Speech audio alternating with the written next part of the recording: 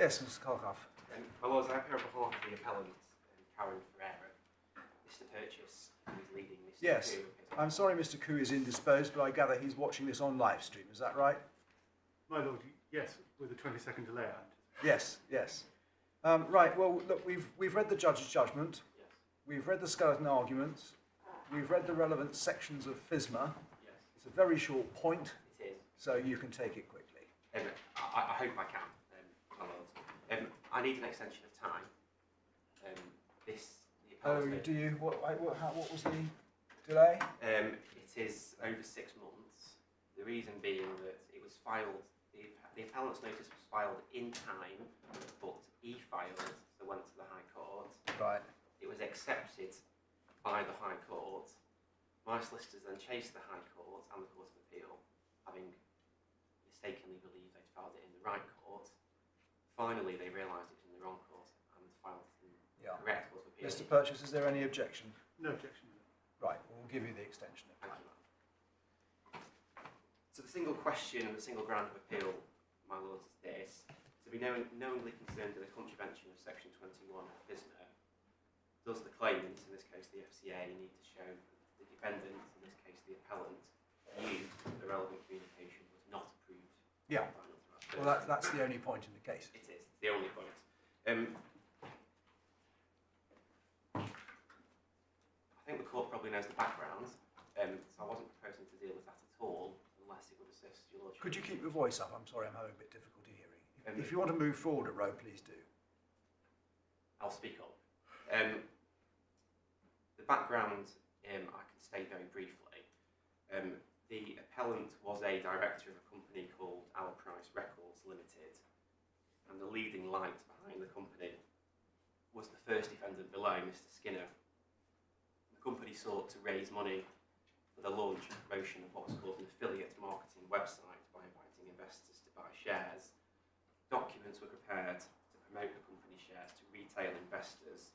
They contained a statement that the document had been approved for the purpose of Section 21 by a firm of accountants called Leigh Carr. Yep. This was incorrect. Leigh Carr was not authorised to grant such approval, and the judge found that, in effect, Mr. Skinner had tricked Leigh Carr into providing approval letters. The company raised in the region of £3.6 million from 259 investors. It went into administration in April 2017 with only £692,000 left in its bank account. The FCA brought proceedings against various defendants, and as against the appellant, it was solely on the basis that she was knowingly concerned in the contravention of Section 21. The defendants represented themselves at trial, and in fairness to the judge, this made the task rather more difficult than it could have been. And I think in reality, it was the judge and Mr. Purchase, acting with great fairness towards my client, who formulated the issue which is the subject of this appeal.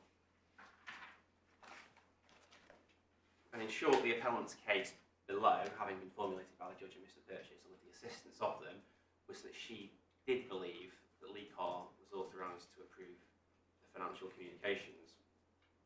And she said that in evidence. I didn't appear below. But on day 5, the transcript isn't in the bundle, but I don't think this is in dispute. It was put fairly and squarely to her that she knew that Leigh Carr was not approved, and she denied that and said she believed that Leigh Carr was approved for the purposes of Section 21.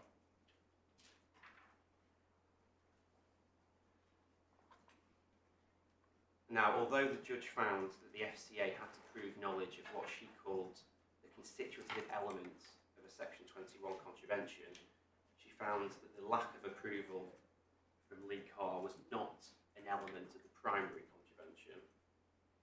I'll come on to this in a moment. There's a distinction between the primary contravention by the company and the appellant having been knowingly concerned in that primary contravention. And I say that on this issue, the judge was plainly wrong.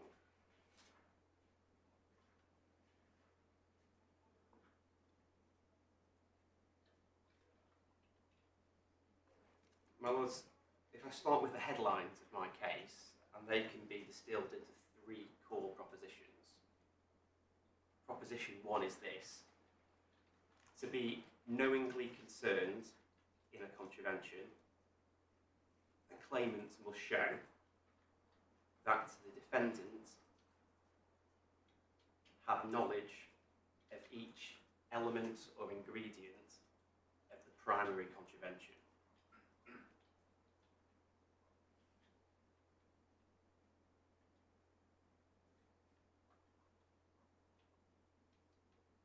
That is a principle derived from the Scandex case.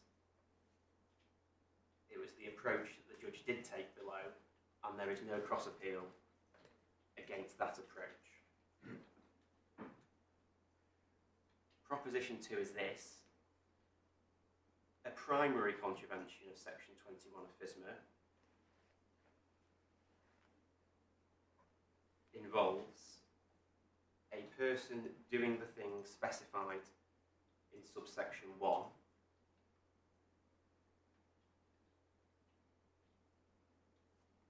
in circumstances where subsection 1 is not disapplied by one of the provisos.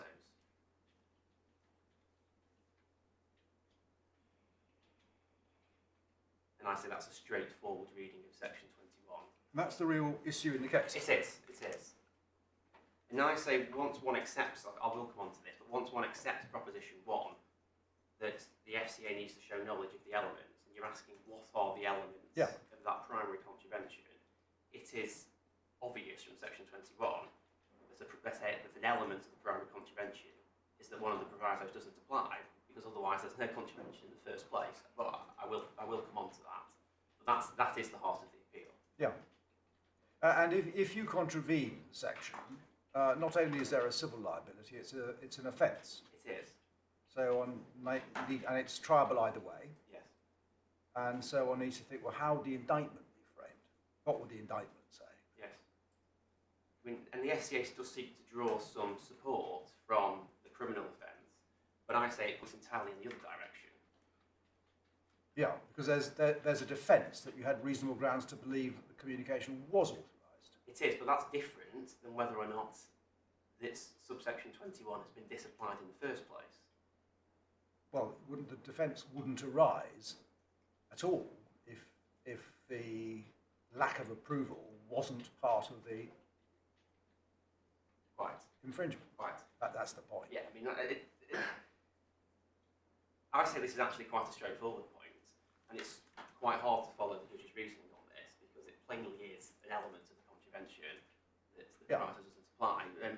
But that's my proposition 2, and it's the heart of the appeal. And proposition 3? Proposition 3, and this deals with the FCA submission that my construction is somehow unworkable, and it's this, that as a mistake of law or ignorance of the law are not defences, the court will readily infer that the defendant had the necessary knowledge if the defendant does not advance a positive case that they honestly believed that one of the provisos applied.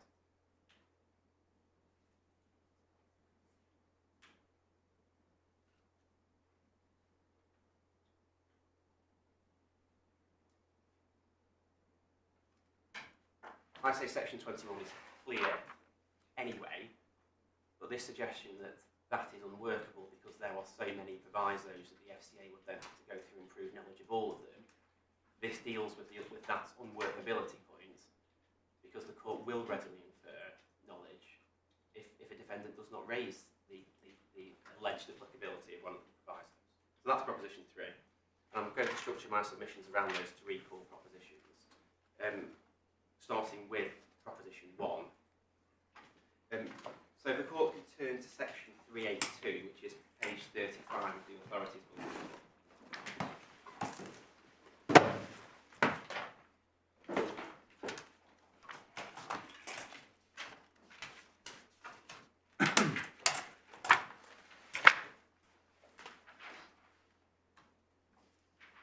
Subsection 1 is the relevant bit that we are dealing with. And it says the court may, on the application of the appropriate regulator or the Secretary of State, make an order under subsection 2 if it is satisfied that a person has contravened a relevant requirement or being knowingly concerned in the contravention. The 2 points to make here is there are 2 classes of persons who can be caught by 3821. Either what I'm going to call the primary contravener, so that's the person who has contravened the relevant requirement, or the person who has been knowingly concerned in the primary contravention. A sort of form of accessory liability. There's a primary liability, the primary contravener, and an accessory liability to the person who is knowingly concerned. And the 5 words that are used in respect of that accessory liability with which we're concerned is knowingly concerned in the contravention. So the knowledge is tied expressly to the primary contravention itself.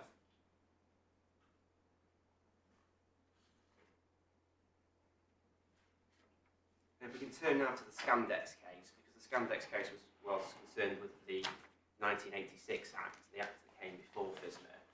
It was concerned with the exact same 5 words, knowingly concerned in the contravention. If I can just quickly show the court the relevant provisions. Section 3 of the Financial Services Act 1986 is at page 3 of the authorities bundle. Page? Page 3.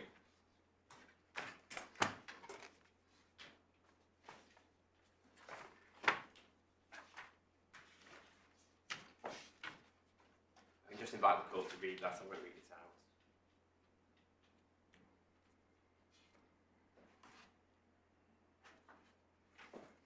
Yep. The following page is section 6. Subsection 2 deals with knowing concern. If on the application of the Secretary of State, the court is satisfied that a person has entered into any transaction in contravention of section 3 above, so there's the primary contravention, the court may order that person and any other person who appears to the court to have been knowingly concerned in the contravention. So it's the exact same 5 words in the 1986 Act, in section 382 of FSMA. And it was those provisions that the Court of Appeal was dealing with in Scandex. Scandex is behind tab 5 of the authorities bundle, it's page 80. The judgment of Lord Justice Millett starts at page 82.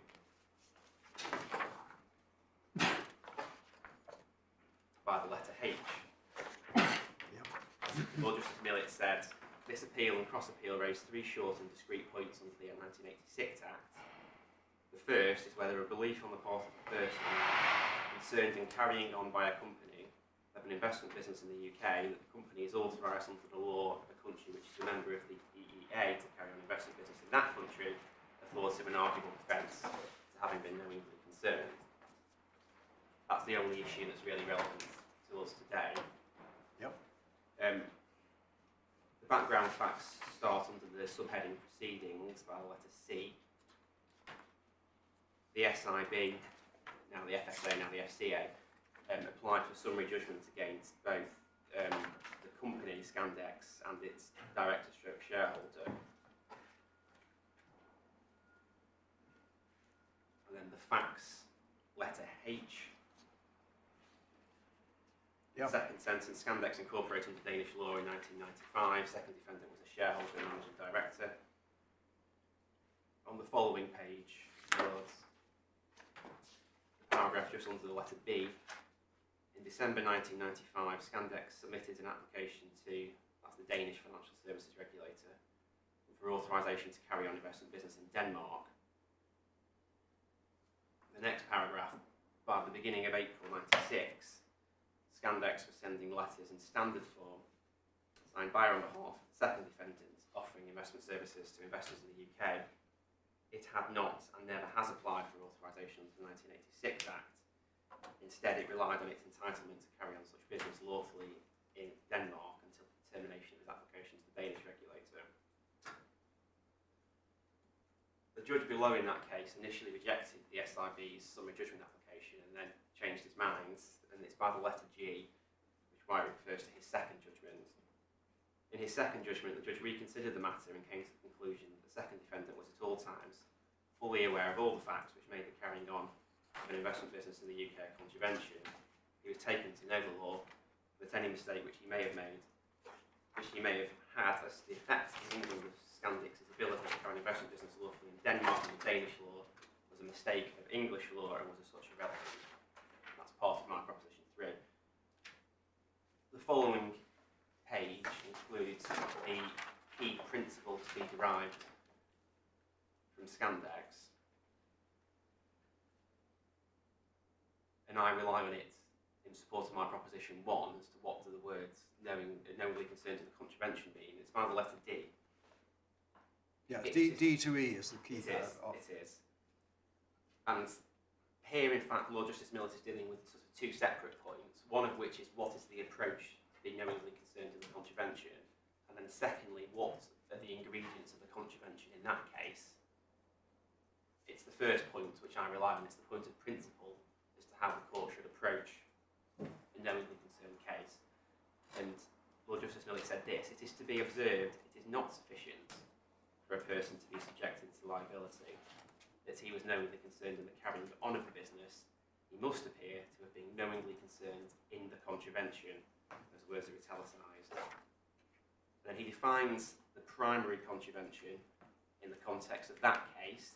That's of course dealing with a different provision, Section 3 of the 1986 Act compared to Section 21 in this case, but it defines the contravention as being carrying on of an investment business, Roman numeral 1, 2 in the United Kingdom, and 3 by a person who is not an authorised person in Chapter 3 of the Act.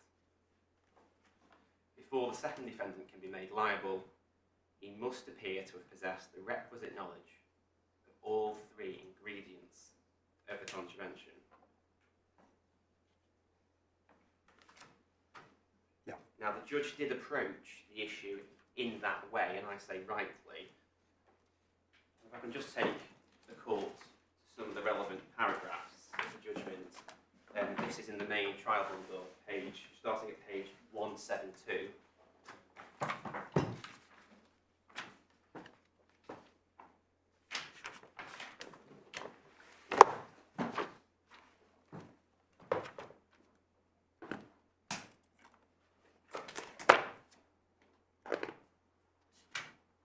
Paragraph 113, Roman numeral 2. The judge said this: the second requirement is knowledge of the facts on which the contravention depends, which is another way of saying the same thing, and then refers to Scandex. Paragraph 116 on the following page. The first sentence, the judge sets out the FCA's case below, that the constitutive elements of a, I'll insert the words, primary Section 21 contravention. The judge is clearly dealing with it on the basis that she needs to identify the constitutive elements of the primary contravention. At paragraph 118, the judge quotes... It's the second sentence of paragraph 116, which is the key. It is. And that's the real difference between you. It is. I don't say yes. I think that's right. I just want to make it very clear that Scandex is the right approach in case it's suggested that it isn't. Sorry, you wanted to next to? So 118. Yeah. Is you'll see, my lord, the quote. Yes. I've just taken you to from Scandex, and then paragraph 1, 2, 3 on the following page.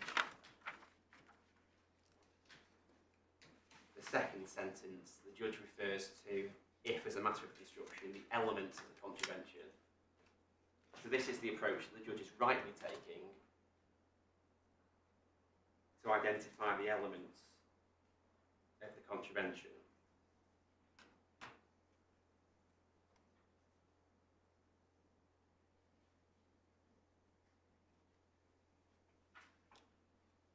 So, as I say, there is no cross appeal against the approach that the judge took, and I say that's plainly right. Scandex was concerned with the exact same 5 words of the 1986 Act, knowingly concerned in the contravention, with which we're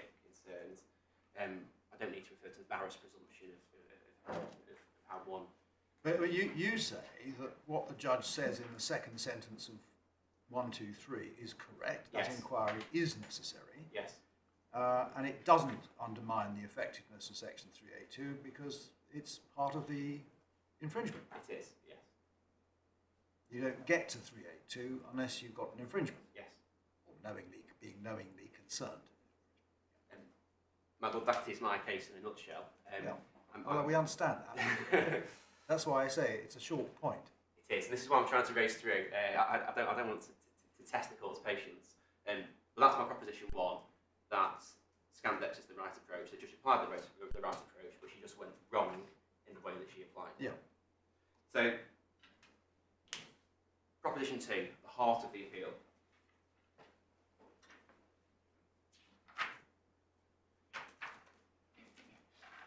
And if we can turn to section 21 of FSMA, which is at page 20.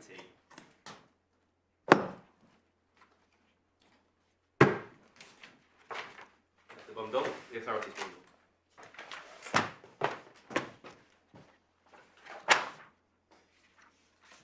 Subsection 1 says a person, A, must not, in the course of business, communicate an invitation or inducement to engage in investment activity or to engage in claims management activity. Subsection 2, subsection 1 does not apply if A is an authorised person or the content of the communication is approved for the purposes of this section by an authorised person. Subsection 5, in which the FCA placed some reliance, says the Treasury may by order specify circumstances in which subsection 1 does not apply. If we just pause there and we ask the question, what are the elements of a primary contravention of section 21? I say it is obvious. The person, A, must do the thing in subsection 1 in circumstances where the proviso does not apply.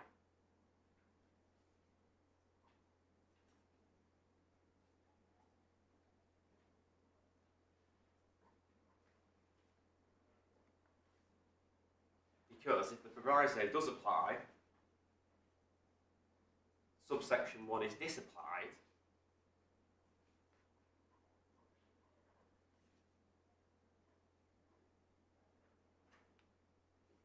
so when one is testing whether or not there has been a contravention, one has to ask, do any of these provisos apply? That is an element of the primary contravention. It must be. Well, again, go back to the indictment. You have an indictment which says X, Y, you in the course of a business communicated an invitation of inducement to engage in investment activity. And the defendant says, hang on a minute, I'm an authorised person. What's wrong with that? Well, the FCA would say that's a contravention, though. This is Exactly. That's what the judge said, and that's my submission just off. I can't see any more than that, really, because that just can't be right. Because, by way of reminder, section 382 attaches potential liability subject to quantum against both primary contraveners and accessory contraveners. On the judges and the FCA's reading of the elements of a contravention, just to take an example, I'll use HSBC as a high street bank. Every time HSBC, despite the fact that it's an authorised person, makes a financial promotion, on the judge's reading, that's a contravention. Because there's only one element to the contravention, which is section 21.1. Yeah, no, we understand the point. Okay.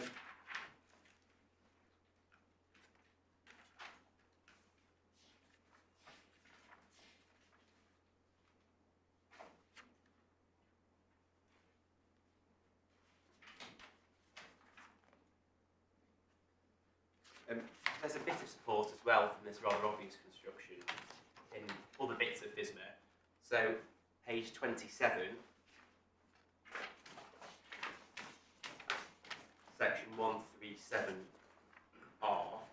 Well, you've passed over section 25.2 on page 23. Okay, well, if we go back to 25.2.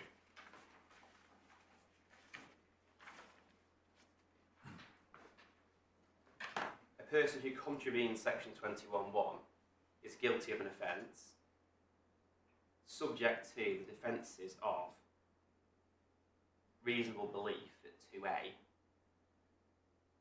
but my lords will note that reasonable belief only applies to the proviso at subsection 2 of section 21. Yes, so I mean, the point that the argument is that if subsection 2 is not part of the infringement, and therefore not part of the offence, what's this defence doing there? Well, quite. Well, there's another point as well. If one goes back to section 21 in subsection 5, 21.5, yes, yeah? there are the Treasury is entitled by order to specify circumstances in which subsection 1 does not apply. One of those circumstances which the FCA relies on is the so-called high net worth exemption. So imagine that a person makes a financial promotion to a high net worth person, and so that section 21 is disapplied. If we come back to section 25, on the judge's reading, they have contravened section 21.1 and therefore guilty of an offence. The defence in 2A actually can't even apply in those circumstances because it only deals with the proviso at 21.2. So that person who has complied with the high net worth exemption would have to apparently rely on the section 2B defence that he took all reasonable precautions and exercised all due diligence to avoid committing the offence. But that's entirely circular, because it begs the question of what the offence is.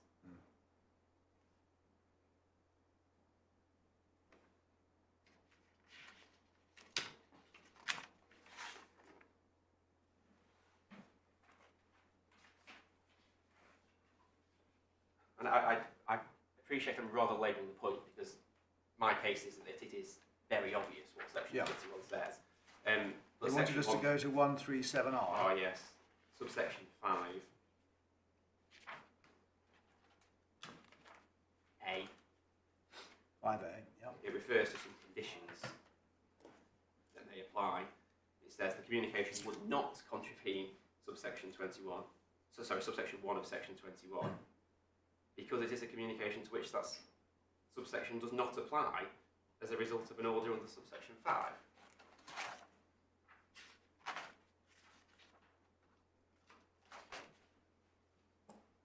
Yeah. Rather, I think the court will have the point.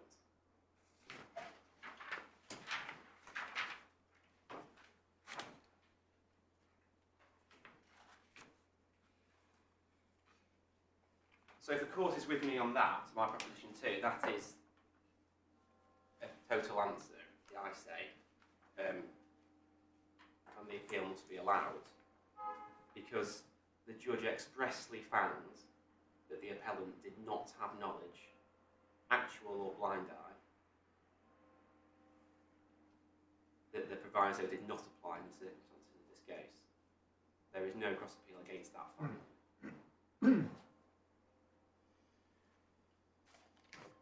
So moving on to my proposition 3, which is to repeat that because a mistake of law or ignorance of the law are not defences, the court will readily infer the defendant had the necessary knowledge. If the defendant does not advance a positive case, that they believed one of the provisos applied. And as I said, this deals with the FCA submissions that my construction, or the straightforward construction of section 21, somehow unworkable. We've already seen from Scandex that a mistake of law or ignorance of the law are not defences. Just to repeat, the mistake that was made by the appellant in this case was not a mistake of law, it was a mistake of fact. She believed that Leigh Carr was authorised. She didn't make any mistake of law, it was a pure mistake of fact. There are 2 criminal cases in the authorities bundle that were not referred to the judges below. On the face of it, one supports my case, one supports the FCA's case, because in the first chronological decision from the House of Lords, the House of Lords, I'll come on to what they say in detail in a moment, but the House of Lords found that knowledge that a proviso did not apply was necessary to the offence in that case. In the second case, the Court of Appeal found the opposite. my submission is that these authorities don't actually assist you really at all. The reason for that is the Scandex approach is that to be knowingly concerned, one has to have knowledge of all the elements of the primary contravention. As I say, that's not cross-appealed. If there was a cross-appeal against that, these two authorities might deal with the question of whether Scandex was wrong. There is no cross-appeal, so therefore they are of limited assistance in deciding what the primary contravention is in this case, which is in my submission obvious. So the first is the House of Lords decision in Westminster City Council and Prill Range, which starts at page 68 of the authorities bundle. The speech of Lord Bridge starts at page 72.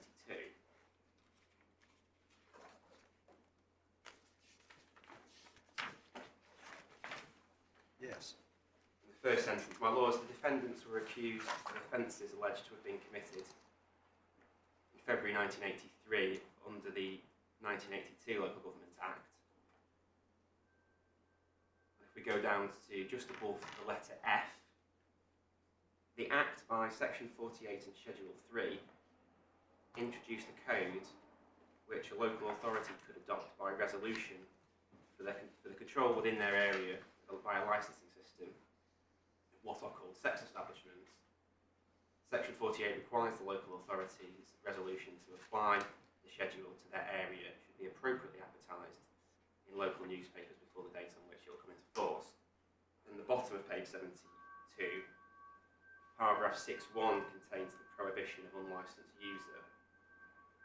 Subject to the provisions of this schedule, no person shall, in any area in which the schedule is in force, use any premises, vehicle, vessel, or store as a sex establishment, except under and in accordance with the terms of the licence granted by the appropriate authority.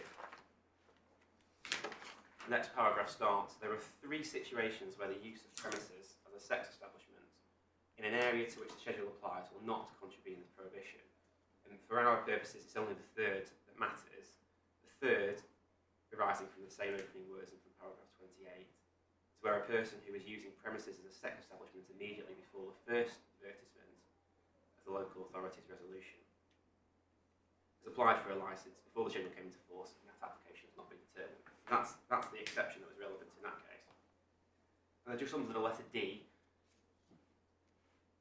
Lord Bridge deals with the offences, paragraphs 21 and 26.1. Yeah. And it's A that was relevant in that case. And it's a person who knowingly uses or knowingly causes or permits the use of any premises, vehicle, vessel or store contrary to paragraph 6 above. And at the bottom of page 73, the letter H, we get the basic facts.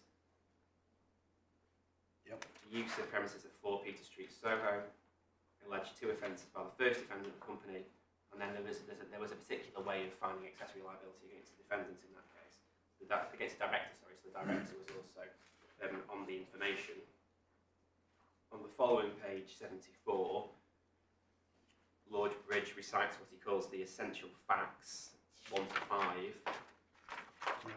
The last sentence of number 1, Schedule 3 came into force on the 1st of February 1983 in the Westminster City Council area. The company was the freehold owner. Premises continuously used as a sex establishment by a subtenant from prior to the advertisement of the resolution. No licence has ever been granted, and no application for a licence to use the premises had been made by on behalf of Thomas. And the second sentence, just below E of the following paragraph, the only issue of fact was whether the director, and through him the company, knew the fact recited in paragraph 5. So that's the fact that one of the provisos to that particular offence did not apply. The counsel as prosecutor invited the magistrate to infer this knowledge. The defendant's case rested on the contention that the director and therefore the company honestly believed the application for a licence had been made by or on behalf of the subtenant. Then on the following page, page 75, the paragraph by the letter B, I think the court will see to the analogy of the FCA's case, the council's submission is that in order to prove an offence under paragraph 21A, all the prosecution needs to establish is that the defendant knowingly used or knowingly caused or permitted the use of premises as a sex establishment. The onus will then lie on the defendant to prove that the use was in fact exempt. And then the paragraph by the letter G, Lord Bridge says, quite apart, however, from this anomaly, and it's an anomaly that's irrelevant to this case, but he identified in the previous paragraph, it seems to me that the word knowingly in paragraph 21A cannot sensibly have been introduced merely to apply to the use which the defendant is making or causing or permitting another to make of premises as a sex establishment. So what Lord Bridge is saying on the particular wording of the offence in that case, the prosecution had to prove knowledge, not just that the premises was being used as a sex establishment, but also that the proviso did not apply. There was a similar approach to Scandex. The House of Lords is saying the prosecution has to prove all the elements of the primary offence, if you like. On the following page, the first paragraph, since we're concerned with the penal statute, any ambiguity in the provision creating the offence would need to be resolved in favour of the defendant. I do not believe there is any ambiguity. I pause there to note that is my submission on section 21. If the argument for the council were accepted, it would lead to the conclusion that paragraph 21A had in effect created the offence of strict liability. I pause there to note that would appear to be the effect of the judge's construction of section 21. The offence would consist in the unlawful use of premises, and even an honest belief in facts which, if true, would ultimately be used unlawful before no offence. And then, at the bottom, towards the bottom of the page, the paragraph just below the letter F, and this is the reason why I've addressed this case in relation to my proposition 3, because one sees an argument from the council that mirrors, in a lot of ways, the FCA's case below and on appeal, that lots of bad people hide behind the veil of limited liability, and the court should do whatever it can to assist the FCA in making them liable. So Lord Bridge says this: strictly speaking, that would be sufficient to dispose of the appeal. I pause to note that my proposition 2 is sufficient to dispose of the appeal. My proposition 3 is making the same point that Lord Bridge made here. It will be unsatisfactory not to address a further aspect of the matter. It's of great practical importance. The next sentence starts by the letter G. The main thrust of the argument for the council is not that the relevant statutory language unambiguously bore the meaning intended for. I understood their counsel to accept it was at least ambiguous. He nevertheless boldly submitted that it should be construed as they proposed to avoid frustrating the policy of the schedule and to enable authorities who have adopted the schedule to maintain effective control. A typical sex establishment, so it is said, is operated by front men who are here today and gone tomorrow. The real controllers hide in the shadows and behind corporate identities. It will put an impossible burden on the controlling authorities the council submit if they are required to prove against those who use or permit the use of premises as a sex establishment that they knew that the use was unlicensed. Then, by the letter B, the difficulties, however, of proving the necessary element of knowledge, which, in accordance with the view I have expressed, is the necessary ingredient of the offence, should not be exaggerated. And under the letter D, if all these facts, which are facts relating to the sex establishment, are proved nothing more, I see no reason in logic or injustice why the court should not hold that a sufficient prima facie case has been established.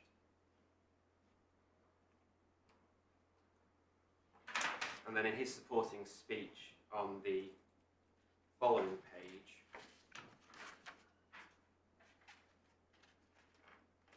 so just before I go on to Lord Brightman, just above Lord Brightman's speech, the end of Lord Bridge's speech, by the letter D, it is perhaps worth remarking, in the hope that it may further allay the anxiety of the council about the enforcement of licensing control of sex establishments, It is always open to the tribunal of fact when knowledge on the part of a defendant is required to be proved, the base of finding of knowledge and evidence that the defendant had deliberately shut his eyes to the obvious or refrained from inquiry.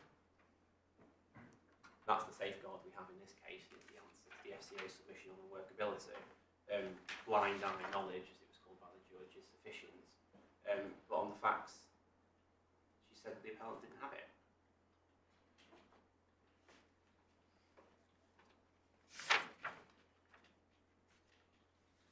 And then Lord Brightman makes a similar point under the letter G. Although such knowledge is an ingredient of the offence, this does not impose on the prosecution an undue burden. All the other ingredients include defendant chooses not to give evidence of his absence of knowledge. There are no circumstances which sufficiently suggest absence of knowledge. The court may properly infer without direct evidence that the defendant did indeed possess the requisite knowledge. Yes. Right. So that's the House of Lords case in Creel Grange.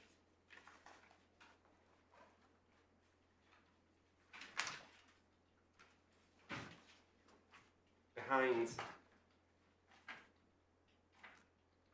tab 8, starting at page 125,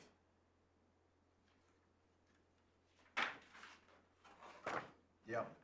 is the Court of Appeal decision, Criminal Court of Appeal, in Walker and Son Hauliers. Page 126.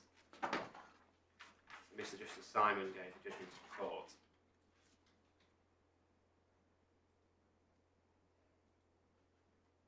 Paragraphs 1 to 3 introduce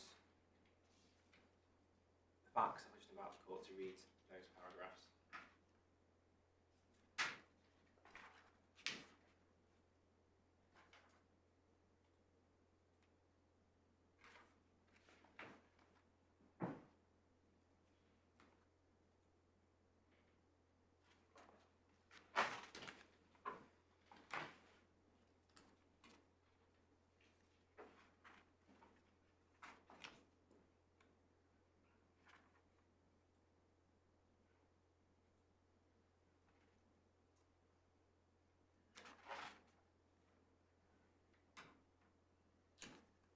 Yes.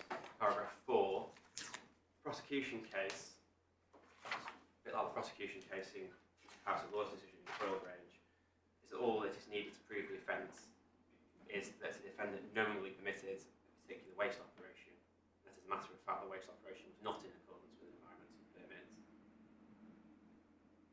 Defence case is that the prosecution has to prove both that the defendant knowingly permitted a particular waste operation and knew the operation was not in accordance with environmental permit. So not dissimilar arguments to what's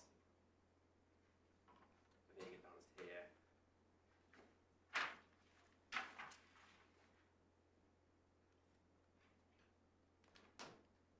And then on the following page, page 128, paragraphs 20 onwards. So paragraph 22, Mr. Justice Simon said that words in Regulation 38(1)A do not yield an immediate answer to the issue as a matter of first impression, since they are capable of bearing either interpretation. And then what he does is he tracks previous decisions of the court in relation to the enactments that came prior to the relevant environmental regulations in that case, and finds that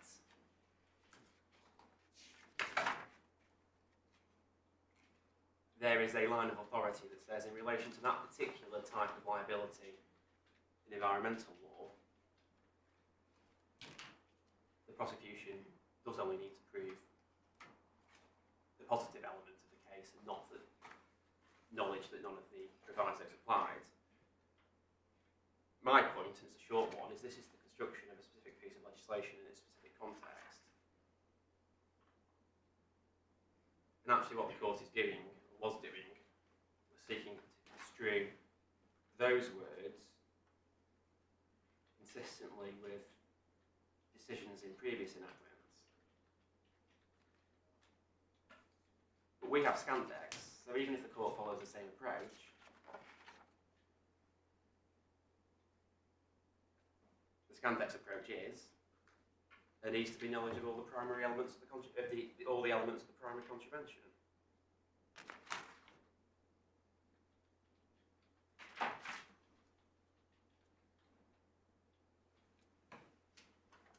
Once you accept that, once one accepts that, my submission, that's really the end of it.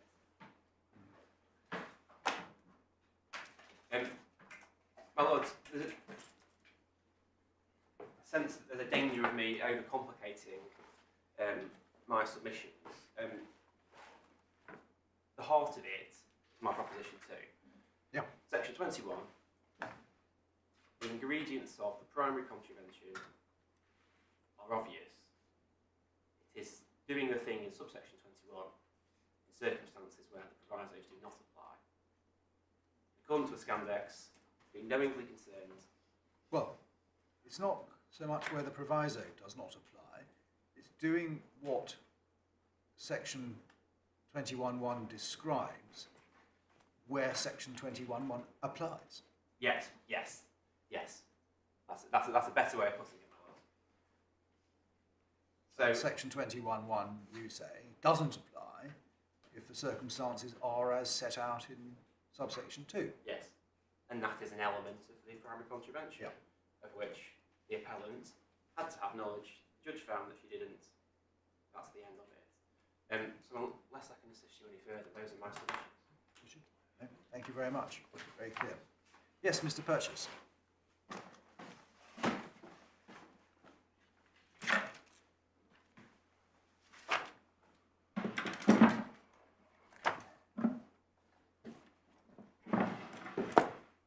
My lords, as my learned friend has helpfully put it, the issue for this court is narrow.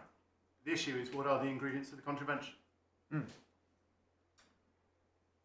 There's no cross appeal on Civ and Scandex, but Civ and Scandex wasn't what was described. What was described by the learned judge, helpfully, in her summary of what the test was, is to look for those ingredients. And the question before your lordships is, what are the ingredients?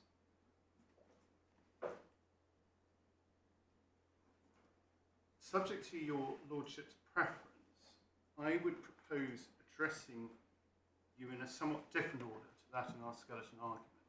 Right. Starting first with the regulatory framework, which is the second portion of our skeleton argument, then touching upon the policy point identified by the judge, and then looking at section 21 and addressing Civ and Scandex in that context. Yes.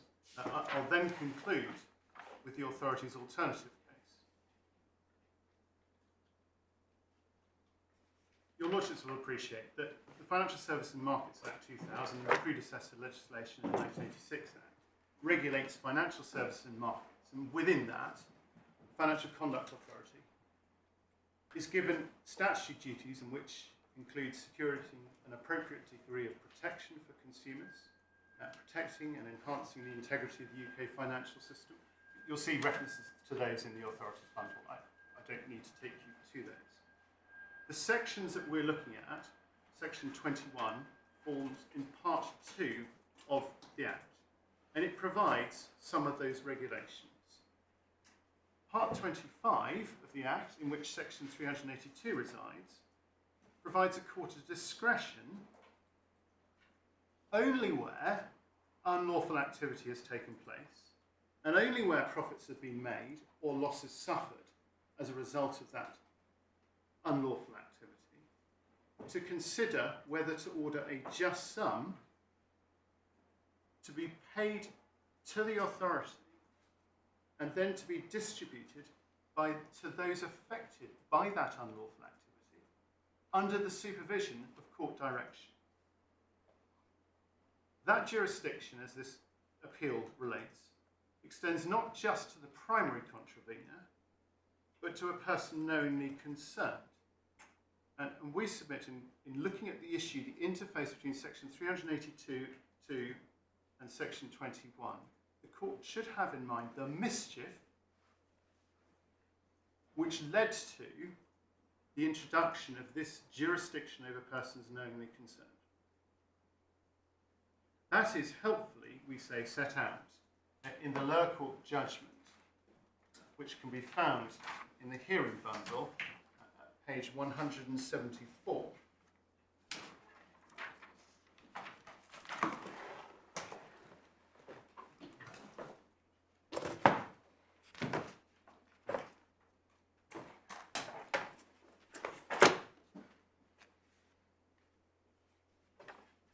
At paragraph 124, the learned judge referred to the first instance decision of a case that went to the Court of Appeal called Sib and Pantel number 2. The lower court judge records what the Vice-Chancellor had said at first instance there in explaining one of the purposes of introducing the powers to make what was described as a restitution order was to prevent directors from hiding behind the corporate veil of the infringing company. This had been set out in the Gower report, which was the white paper which preceded the 1986 Act. And she quotes from that judgment. If, as is often the case, the company is not worth powder and shot, it's obviously just to enable the court, as part of the statutory remedy of quasi-rescission, to order the individual who is running that company in an unlawful manner to recoup those who have paid the money to the company under an unlawful transaction. Does he mean rescission or does he mean restitution? My Lord is precisely on point. In fact, he means rescission because, as your Lordship will have appreciated, Section 382, the equivalent of restitution, didn't exist in the 1986 Act. So how does rescission come into it? Well, under the 1986 Act, if one goes back to look at Section 6, which one finds in the authorities bundle, divided 1,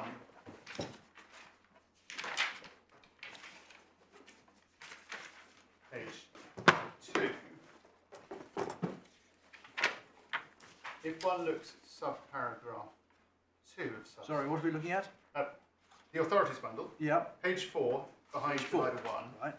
Section 6 of the Financial Services Act 1986, addressing your Lordship's question about where rescission comes in. In fact, the power is set out under subsection 6.2. It's restoring the parties, and that's what the Vice-Chancellor calls rescission. Correct. Yeah. There's commentary in the authorities bundle from the Encyclopedia on Financial Services Law, which makes plain this point, that the equivalent of section 382 just did not exist in 1986.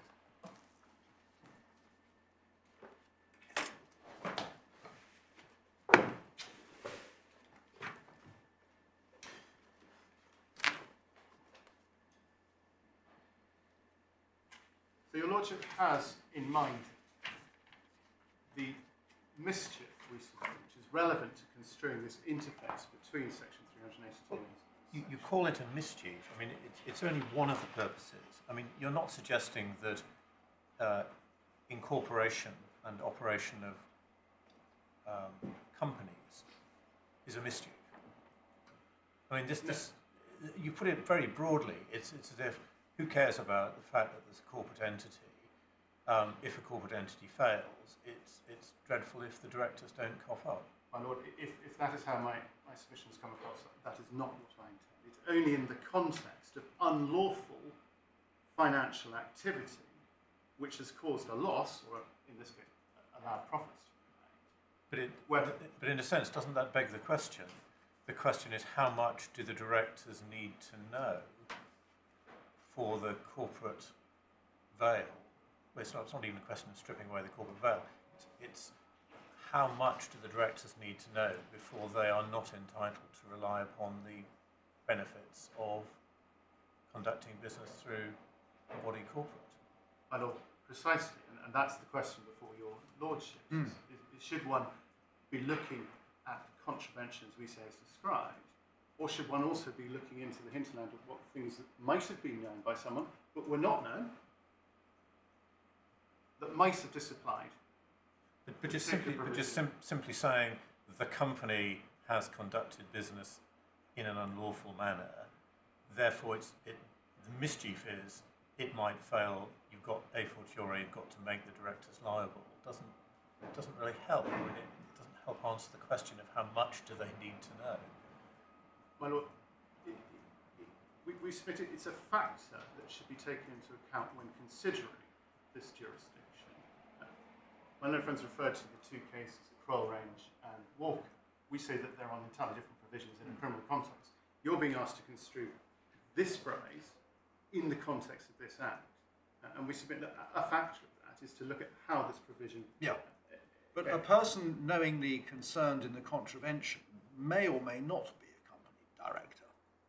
Presumably could be a solicitor, accountant. Correct, my Lord. Anybody, really. And so that is why one needs to be careful. We're not just looking at pure knowledge of the facts here. We're looking at knowingly concerned in the contravention.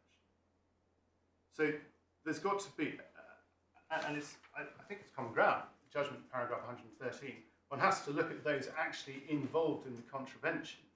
Yeah. And they've then got to have knowledge of the facts. Then question, what are those ingredients of the contravention?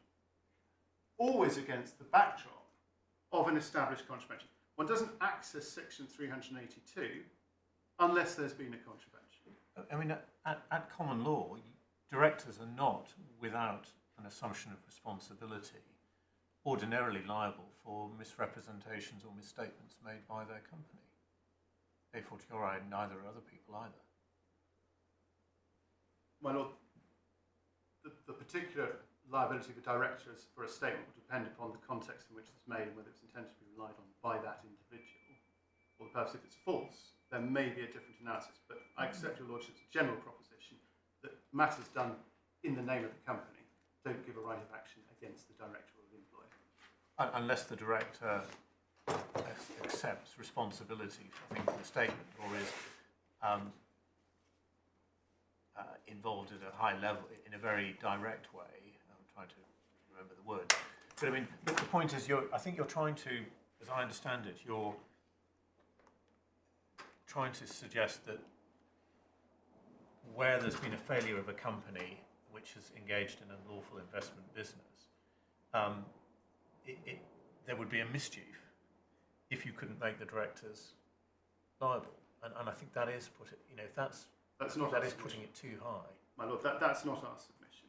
Our submission is that when one looks at this jurisdiction, one should have regard to the mischief to which access against the directors was sought to be introduced. It doesn't answer the question of where the ingredients are. We say it's a factor that Parliament has decided that the corporate veil can be pierced where the circumstances identified are. And I'm going to come on, when we look at the regulatory setup of section 382, as to the careful balance between the jurisdictional threshold and then the discretionary element left to the court.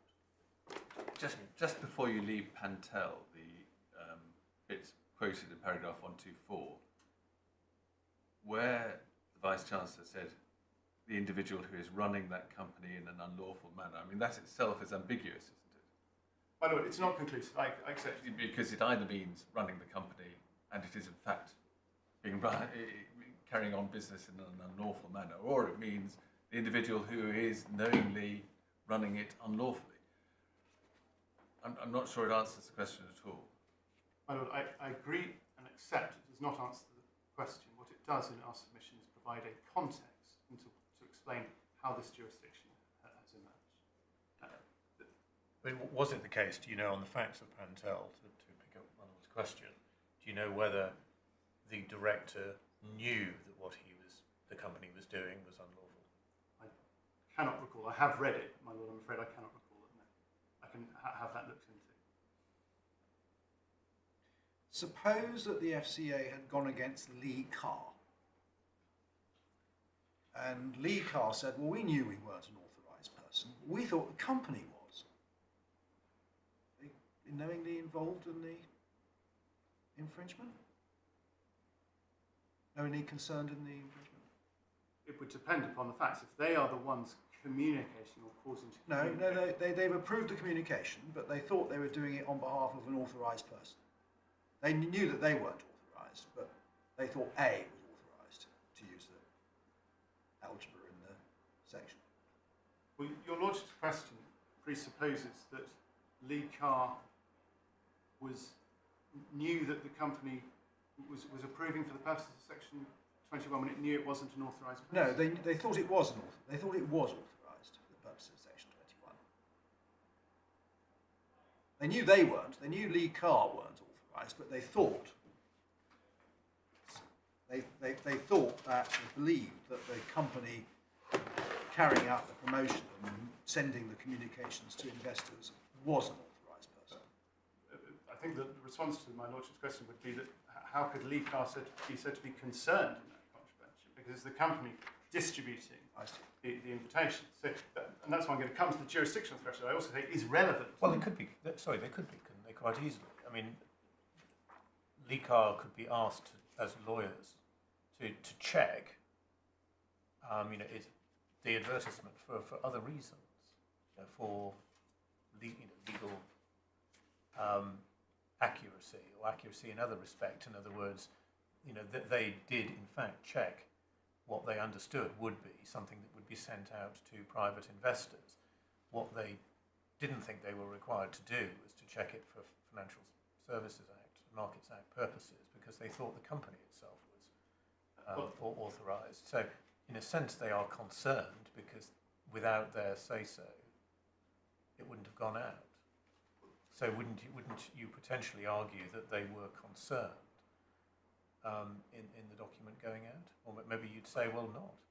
I think it would depend, and this isn't ducking your Lordship's question, even though it may sound like it. Of course, it's going to depend on the facts, but in the facts that your Lordship has postulated, the solicitors wouldn't, from that description, obviously be concerned in the communication of an inducement to engage in investment activity. They would be providing legal advice. Could you go against the printer? The printer prints the advertisement, which is then distributed. Are they, on the face of it, they're concerned in the communication of the advertisement?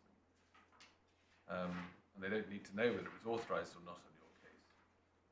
Well, again, I would say that one would have to look very carefully about whether they are actually concerned in that case. They're not concerned in the, begs the question what the contravention is, but they're not concerned in subsection 1 of section 21. They're not concerned in the communication of the invitation. And you would presumably say the couriers who carry the documents aren't concerned. Well, they may well not know of the contents of the document. Why does that matter in your case? They don't know what the content Because is. you need to know there is this isn't a complete absence of knowledge. You do need at least to know of the facts that make up the points in subsection 21. You need to know it's an advertisement, probably. I mean, or you need to know it's an invitation to engage in investment activity. Precisely, and so it's engaging within the regulated financial services sector. It's not any advertisement. And one can see an example of a situation where a director of a company approves what he understands is just an advertisement, but within it is a invitation to engage in investment activity. Well, the engagement in investment activity is subscribing for shares, isn't it? In this instance. So Ms. Ferreira knew that OPR was inviting individuals to subscribe for shares. She knew that information memoranda had been produced. She knew that the summaries were there. She knew they were being distributed. She attended meetings, so on and so forth. You could have a situation where a director was concerned because they'd approved of it, but didn't have knowledge of those underlying elements. Right. Well, we can. Let's try another one. So, the company's accountants or auditors are asked by the directors to circulate a letter inviting a selected portion of their other clientele to subscribe for shares in the company. The accountants know exactly what the letter is. They know exactly what the purpose of it is. They select other individuals or companies for whom they do accountancy work, and they send the investment on behalf of the company at the invitation of the directors to their other clients. in the belief that the company is authorised for the purposes of FSMA to send such a communication. So the answer to that is, I think they would be knowingly concerned. Yes. There is a further support that they may well also be caught up in the regulated activity of making arrangements with a view to other parties engaging in investment business, which would bring them into section 19. So, which is a point that's also made, actually, that the two sections 19 and 21 ought to be looked at together, because they could both be engaged in a particular set of circumstances. But anyway, so the answer then, pick up my Lord's question to you before we got into too many other matters. So they're liable, are they? in that situation, it seems to me they would be liable, and the courts would then have to consider at the discretionary stage whether any just sum should be ordered against them, and if so, in what amount. They would also be guilty of an offence.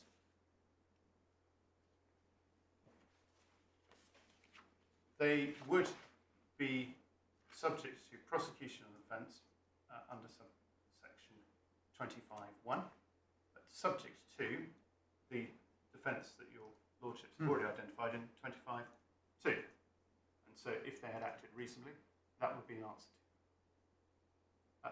Sorry, they would not be, my lord.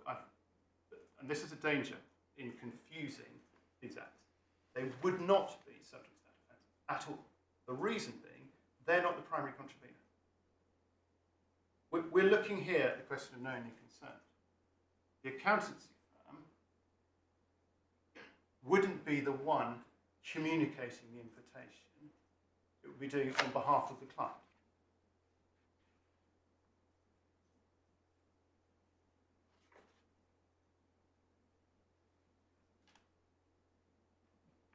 If they are the primary contravener, then yes, I accept they would be, by logic, on subsection 25(1), liable to prosecution on the basis of a contravention section 21(1), and then they'd be subject to the reasonable offence. Yep. So, my lord, the next point that I just wanted to Why do you? Sorry, are you saying that the accountant's firm, in my example, or in the example, would not, in the course of business, have communicated the invitation or inducement?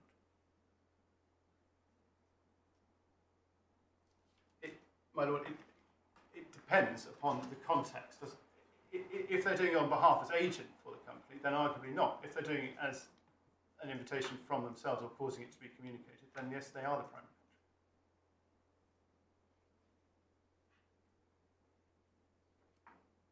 I mean, it says communicate an invitation. I mean, it doesn't say make.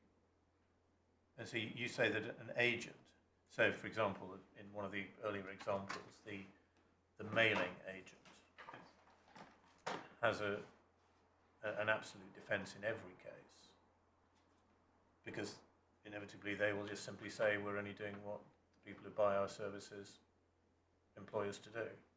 We're always communicating as agents, therefore we never fall within section 21(1). Again, I think it would depend on their degree of, they would need to be concerned, so they'd have to be involved in the contravention, and it would be the degree and analysis of that concern. So I think on my lord's example, they actually do the communication. they actually communicate the invitation. they do. But you're saying that because they do so as agent for somebody else, they're never caught by those words. My lord, no, I'm not saying that. I'm hesitant to commit one way or another on the facts. But if because of the, one would always need to look at the specific facts. But if someone causes an invitation on duty, but this happens every day of the week. My Lord Justice Newey's point. You know, there are companies out there, very big companies, whose entire business is to act as communication agents for others, for companies, in the financial services sector. every day of the week. In fact, they do it obviously much less so now by printed copy and more so by electronic means. But every single day of the week, there are companies out there who act as mailing agents, communication agents in the financial services sector. I mean, what's the position of those companies under Section 21? Clearly put like that, my lord, it seems that Section 21 should not apply to them as primary contraveners. Just as to primary contraveners, at the risk of going into things about which I've known nothing since I was a student, I mean, you also have aiding and abetting, don't you? So presumably you can aid and abet for the purposes of a contravention under Section 25. So even if you are not, in a sense, the primary contravener, you could aid and abet a contravention. For that, and this is definitely outside of my territory as well, my lord, I hesitate to make submissions on the point, but I would want to understand whether one would, as an aider and abetter, need to know. I mean, I follow that, but it's sort of the same question. It would be, you think to yourself, well, it can't be right that you can be guilty of aiding and abetting if you didn't know. That's sort of the same question. Or conspiracy, for that matter. Well, my Lord Justice Lewison, with the conspiracy for unlawful means, there's a recent court of No, decision. criminal conspiracy. The mailing company agrees with the client for money to communicate something or other. That is a sufficient agreement for a criminal conspiracy. And in this instance, we are looking not at the criminal act, but when there has been an established contravention, what jurisdiction the court has in a restitutionary quasi. Well, I'm not sure that you can necessarily separate them in that way, because we are concerned with contravening a statutory prohibition, which is of itself an offence. I mean, it's perfectly true that there are civil remedies as well, but we can't forget that a contravention, with all the potential secondary liability under the criminal law, are triggered by an infringement of Section 21, which makes it important to understand what are the ingredients of the offence. My Lord, yes. Perhaps I should come on to those, which I was planning to do later on, but if it would help your Lordships to address those now. So, I mean, as I put to Mr. Colclough, what do you put in the indictment? In the indictment, we say you put the matters in subsection 1 of Section 21, and then should the defendant want to raise by way of defence that any of the disapplications, then that is what they need to do by way of defence. Right. So, if the defendant says, "Well, hang on, I'm an authorised person," that's for him to show. Yes. On the balance of probabilities. Well, the question of the burden of proof, it will become an issue. Yeah. But we say not an ingredient of contravention. But it will become an issue. The question of burden of proof, there would definitely be an evidential burden we would submit. Right. And then On the the prosecution defendant. would have to satisfy the jury that. That would depend upon how it was construed, having regard to the criminal jurisprudence in that area. It's not an area I want to get drawn into unless your Lordships would like us to do that. We're certainly not all the authorities on that point. But So, Crown against HSBC. HSBC, in the course of business, communicated an invitation to engage in investment activity. That's it. You put that before the Crown Court. that is the contravention, we say. And we say it was supported in that by subsection 1 of Section 25, which refers to that being the contravention. That's page 23 of Divided 2. And we say that also, again, reflects the blanket nature of the way the draftsman has drafted section. I mean, in one sense, that's obviously right. The offence is doing in the course of a business the thing specified in Section 21(1), which is communicating. But then we find in section 21.2 that it doesn't apply in certain circumstances. So the contravention is doing what's described in section 21.1 in circumstances where section 21.2 doesn't apply. And that, in a way, encapsulates why the focus on what the contravention is important. But the focus in when you're looking at section 382 is what is the particular contravention, and what are the ingredients of that particular contravention. But it leads to the paradox that you can contravene the subsection which doesn't apply. And you can commit a criminal offence by contravening a subsection which doesn't apply. Well, if it doesn't apply, there would be no contravention in the first place. That's the point. Well, that's the point. That's exactly the point that's put against you. If the circumstances are, as in section 21.2, then section 21.1 does not apply, and therefore there is no contravention. That's exactly the argument that's put against you. I appreciate that, my lord, and it's a point. It's a point that was looked at before the judge at the first Yes, instance. indeed. And my lord, the answer to that is we say that is a consequence of the drafting of this provision, and there are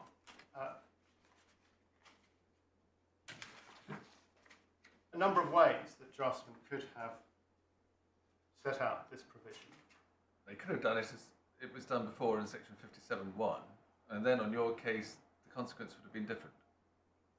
Well, my lord, we would say that actually civil independence can be distinguished in the way that it has included the element of the contravention being the knowledge of a disapplication.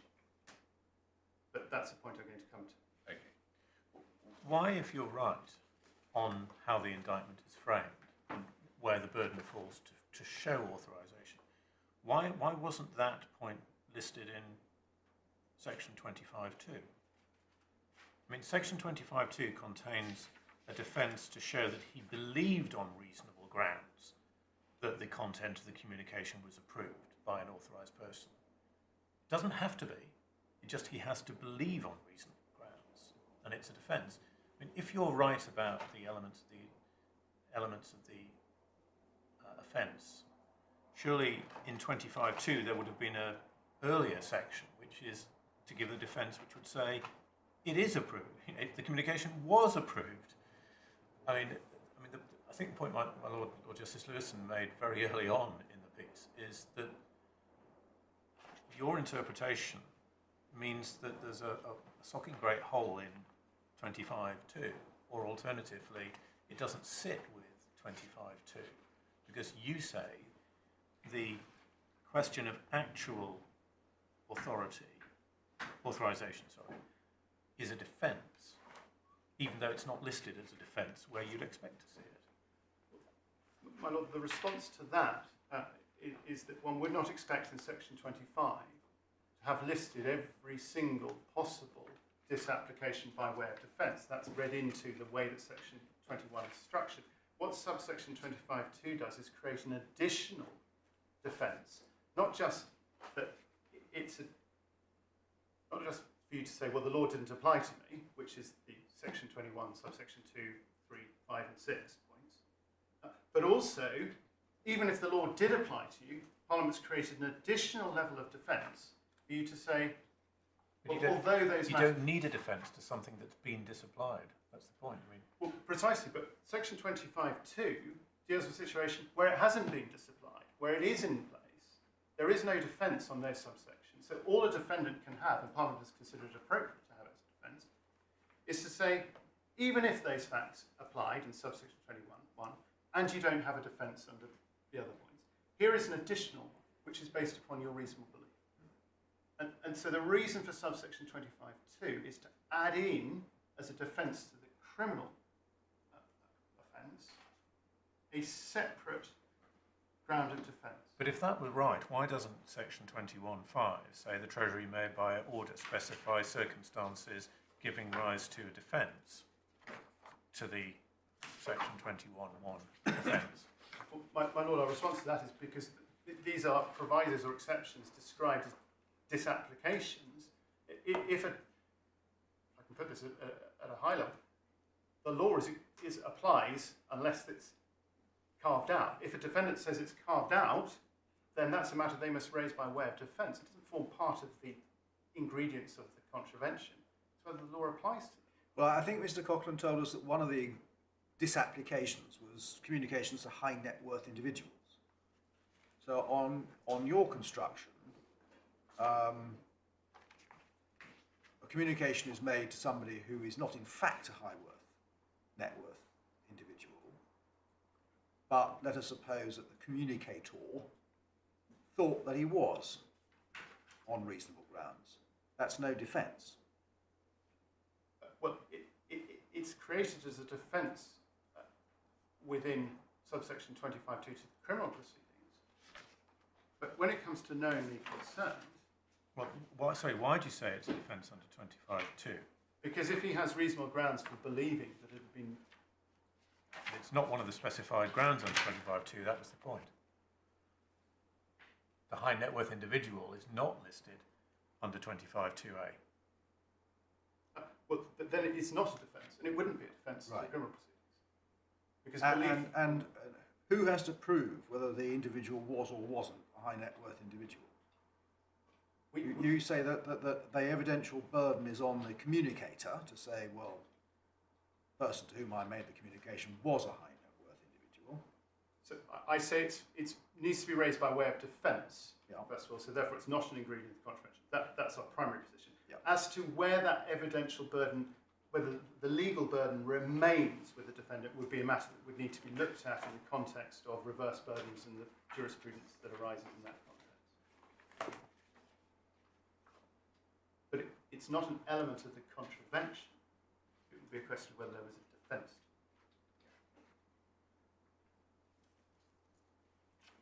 Taking the high net worth example, just to put this in real context,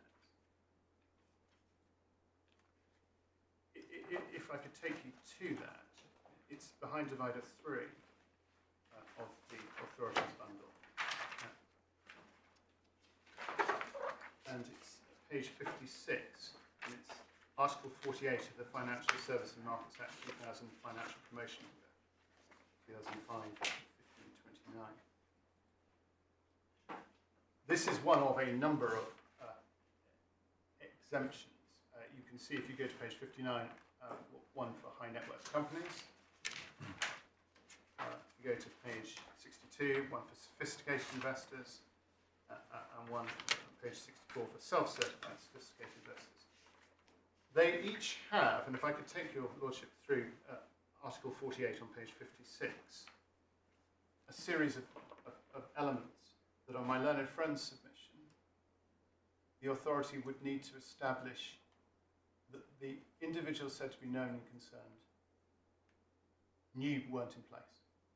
Knew what? Knew were not in place. So on my learned friend's approach, the authority, or assuming the burden fell to the authority under Section 380, would need to demonstrate that the individual said to be known and concerned did not know of each of the matters that are set out herein.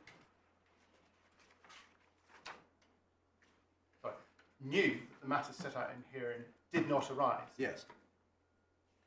Just to be clear, the financial promotion restriction is...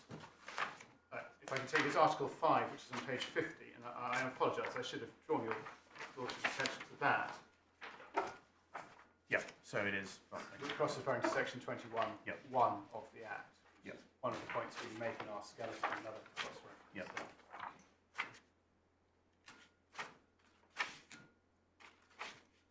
So the first disapplication within this section is subsection 1. It said, if you meet the requirements of 4 and 7, so one would have to show that the person knew that the requirements in 4 or 7 had not been met, on my learned friend's knowledge. Then you'd also have to show that it didn't apply to a non-real-time communication or a solicited real-time communication. So you have to show which particular communications that referred to. You'd also have to show that they knew the individual, that it had not been made to an individual whom the person making the communication believes on reasonable grounds to be a certified high net worth individual. So you'd have to get into 2 stages of knowledge there. Is that so difficult? I mean, it's a certified high net worth individual.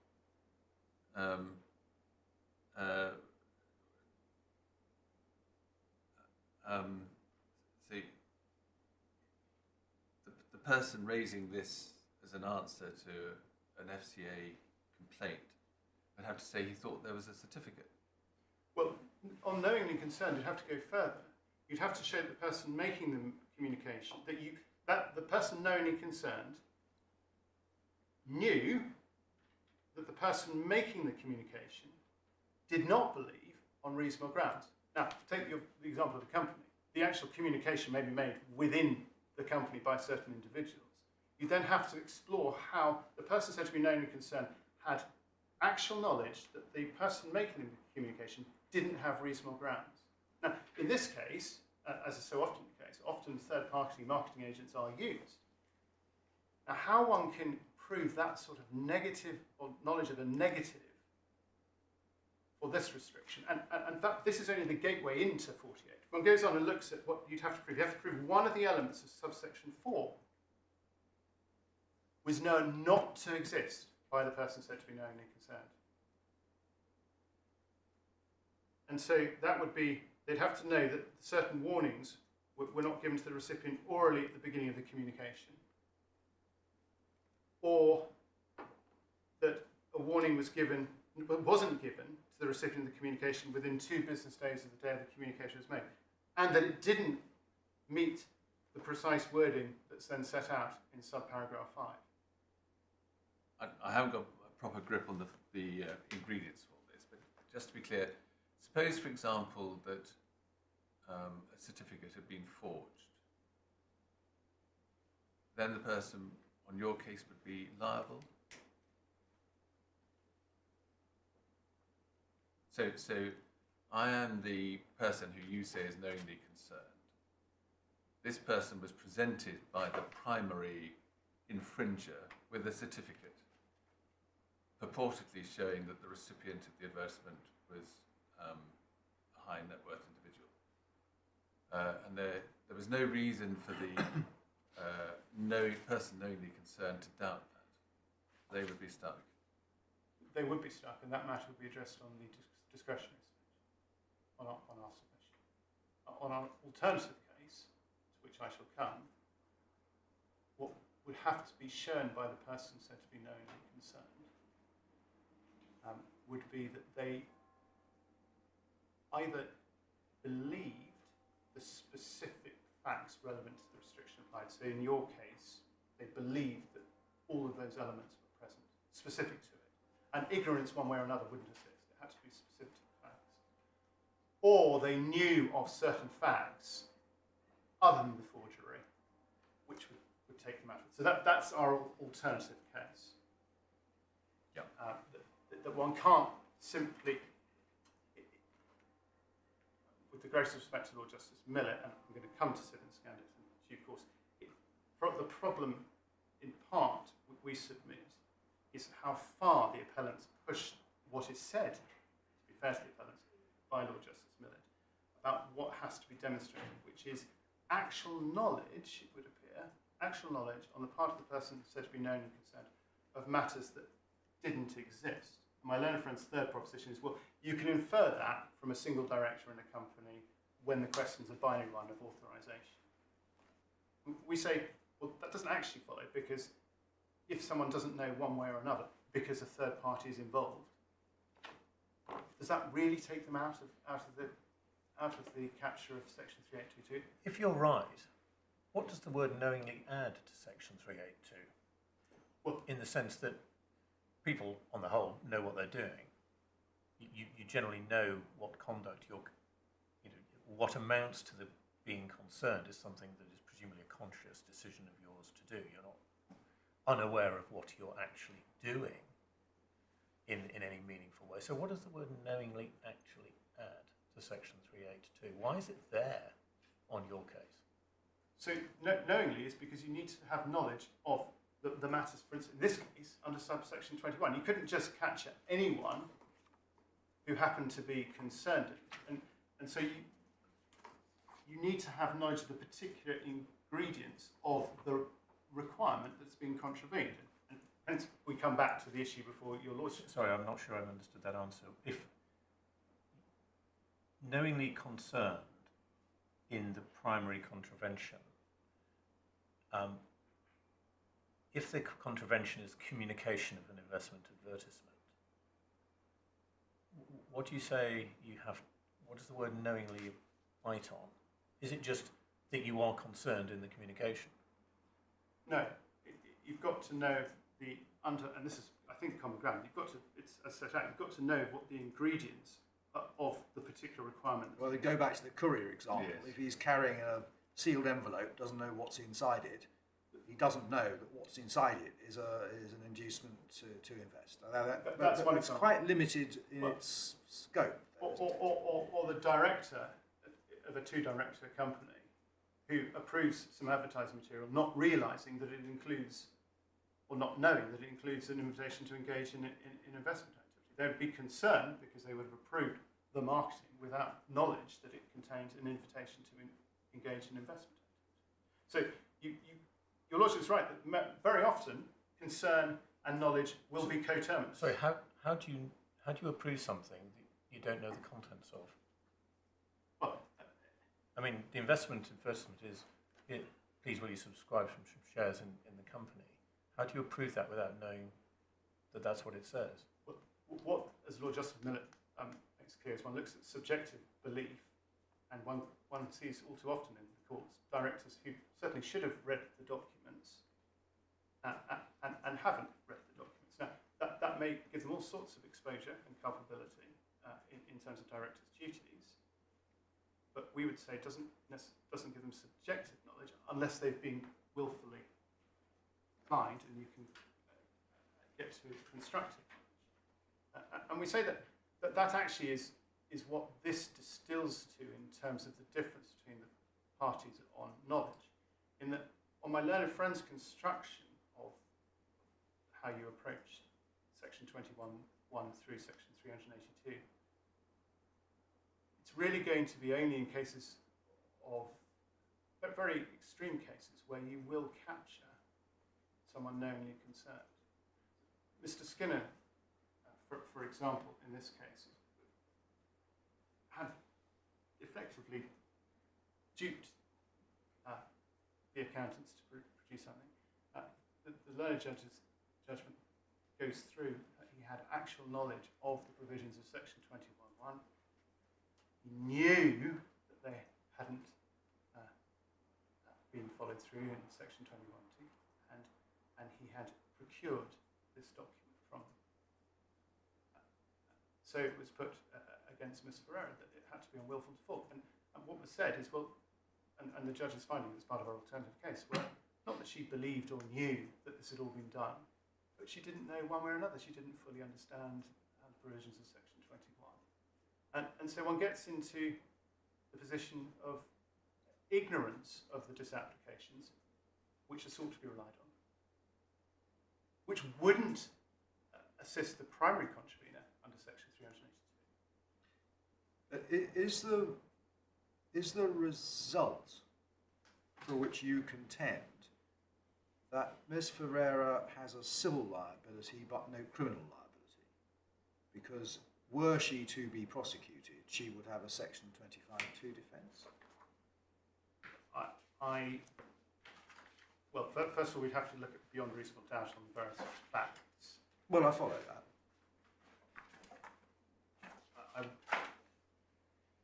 I'm not instructed on that point, and obviously because it involves an issue in this case, I want to be careful. If I can take a hypothetical example of someone who said, I didn't know the law, but I was a director, but I did know that there were financial promotions being distributed. I was involved and concerned in them. I didn't know one way or another whether there was any disapplication or whether it had applied.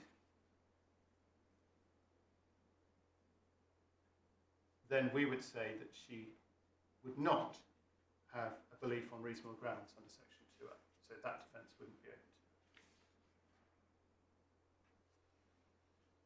But if she did have a belief on reasonable grounds, Then that defence would be open to her. despite that, but even though there would be a defence to the criminal charge, there would be no defence to civil liability, but it would be something to be taken into account at the discretion stage.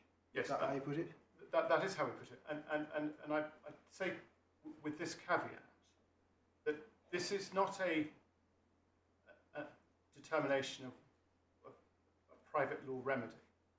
This isn't creating there is, and this is a point I make, there is no other way to access for disgorgement of profits a contravenor under FSMA. The only route is through an application to the court by the regulator, or in certain instances, the Secretary of State. So that That should be done on the Proceeds of Crime Act.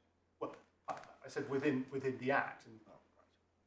I mean, again, there might be other mechanisms. I mean, if you're concerned with a director of a company, you're postulating that that director might, presumably as shareholder, have received profits from the company.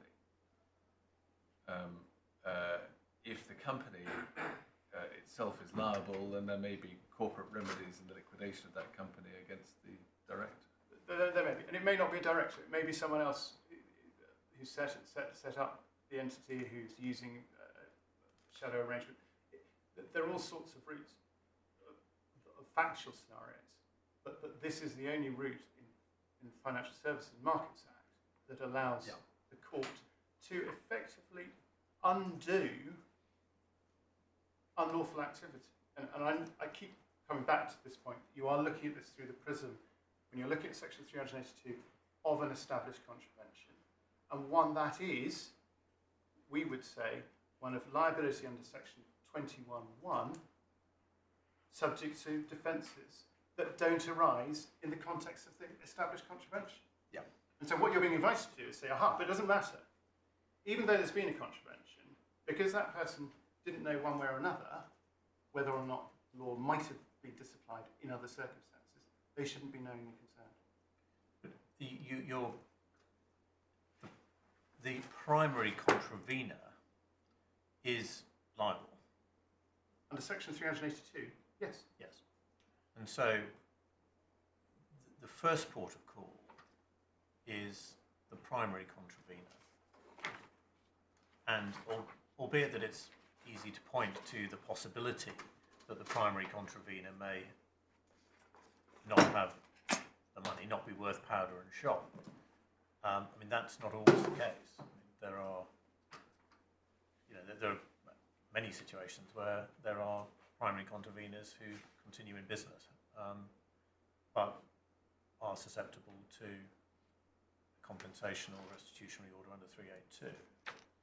So we're actually talking here about making accessories liable for something that they have not themselves done. Well, I disagree, my lord, respectfully with that, because they have been concerned. They are accessories. Right, sorry, I should have been more accurate. Making them liable for an offence for which they're not the primary, where they're not the primary offender. Yeah, it is akin to accessory liability. And in accessory liability, more generally, knowledge that the primary offender has committed an offence or is committing an offence is thought to be necessary, isn't it? Well, I think it depends on what you're looking at. So my Lord Justice Lewison was involved in a case, Racing Partnership Limited, which dealt with unlawful means conspiracy, which is a form of accessory liability. And that issue was very much central to the reasoning of, I think it was Belmont Finance that was being looked at, as to whether or not you require knowledge that the means being used was unlawful. And the majority said no. And it's going to the Supreme Court. Yes. And in criminal cases, to pick up the aiding, abetting, counselling, procuring that Lord Justice Newey mentioned earlier on, I think you do need to know, don't you, that what is being done by the person you are aiding, abetting, counterfeiting, procuring is an offence. In the concept of offences, criminal offences, but we are not, I would submit, looking at the construction of a criminal offence of aiding and abetting in this instance. There is no criminal offence against a person knowingly concerned. So when you look at section 25, on its face, that doesn't create an offence. If you then want to look at the criminal offence, Yes, of because aiding and 25(1) accessory, creates an offence, doesn't it? but not for an accessory. If No. one's then looking at the wider route into accessories, then one's looking in the criminal sphere, Yes, not in the civil sphere. yes. And we say you shouldn't apply one to the other. Indeed, one can see in the criminal sphere different approaches being taken when you look at the phrase knowingly permitting and the difference between quarrel range and what's said in the Walker case. Yeah. We say that, and that's why, my lords, I started with the context. We're looking here at a remedy that has been created. It's a jurisdiction that's created for the court in certain circumstances where there's been unlawful activity to have a discretion as to what to do. And so in that, do you have to effectively know not just what is said to be the ingredients of the actual contravention, but also that certain disapplications that didn't arise, you knew didn't arise. It's that last step that is the difference between us. And although it sounds small, it's quite a gulf, we say, in terms of the forensic issues that creates for the reasons I've taken you to. And it's not, as my learned friend says, a matter of inference for a court to draw. A court might readily accept, as it did with Miss Ferreira, that she didn't know one way or another whether or not this application applied, because she trusted Mr. Skinner. Now, question is, should the court have jurisdiction to look at that at the discretionary stage? Because the unlawful activity has taken place. There's no doubt about that. That's common ground. Ms. Ferreira knows of the ingredients that made it unlawful on the application of the law. Ms. Ferreira was concerned in those. What she didn't know from the judge's findings was that a potential disapplication did not apply. And that's the distance between us. Yes, indeed. My lords, I have gone somewhat off my path. Yes, I'm sorry, no. that's our fault. It's not, my lord, because it's helpful in the sense that it'll shorten what else you need to hear. But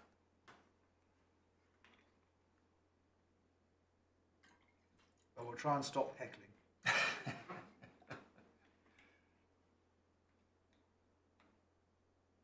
So I've made the points about the context.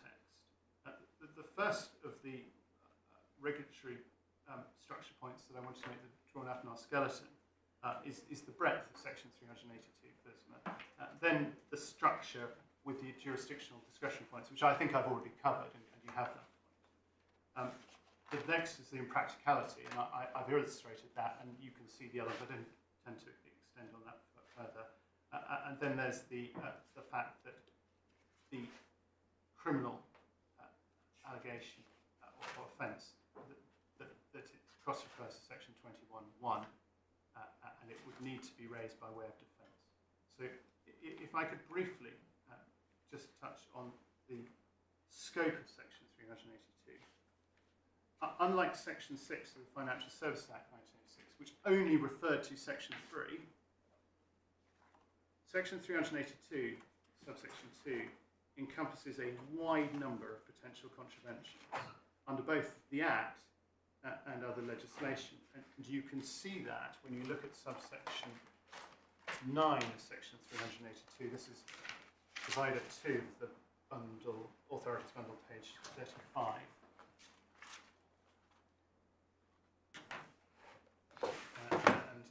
Sorry, I wasn't keeping up.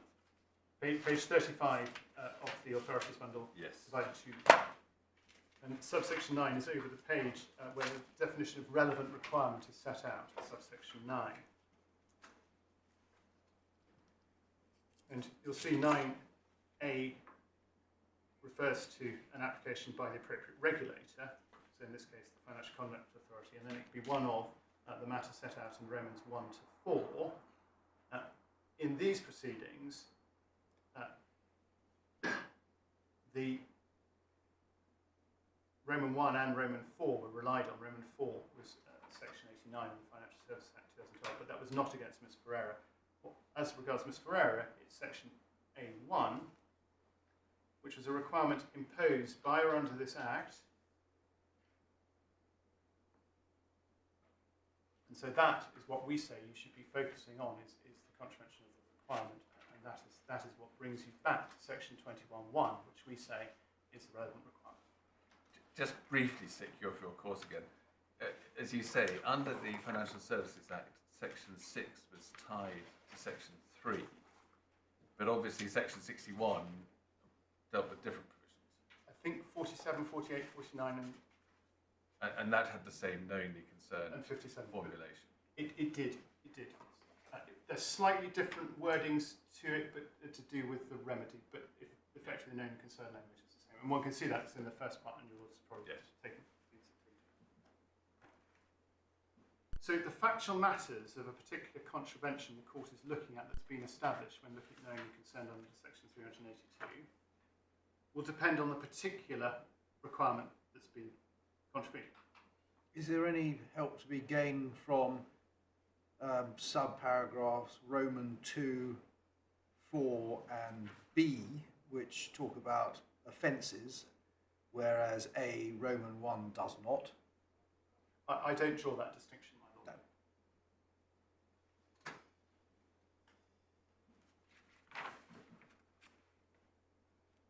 No. And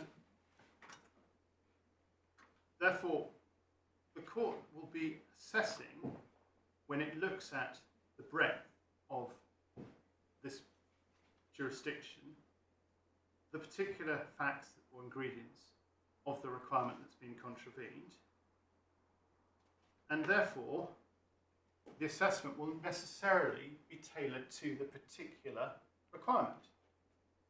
And it's said against me, there's a public policy reason why you shouldn't have a different approach to the question of authorisation. We said, well, that's the nature of the way these particular requirements are set out. One is a qualified requirement, negative requirement. That's in section 19. The other it is a blanket negative requirement. And then it's disapplied in certain circumstances. But that does mean that the reformulation of the prohibition from section 57 to what we now have in section 21 has produced a different outcome. That is correct, and that was the point that the lower court judge noted. And it's hard to know why. Is there any legislative history that suggests that that was an intended result? There are no parliamentary materials that I can put before the court that assist on that, no. It's quite a big change.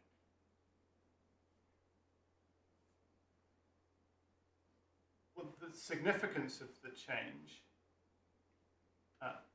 emerges only in this case, because so far as we are aware, there's not a point that's been addressed in a previous court decision. But why? So, in other words, there wasn't as it were, a clamour beforehand of people saying, look, lots of people are getting off. Court's got a surfeit of power, a deficit of powers to deal with this sort of situation. My goodness me, we must change the law. There was none of that, which led to what I think you accept would be a broadening of the range of people who could potentially be caught within 382, subject to the court's discretion. As regards section 21, subsection, because section 382 is a new jurisdiction in any event to allow restitution.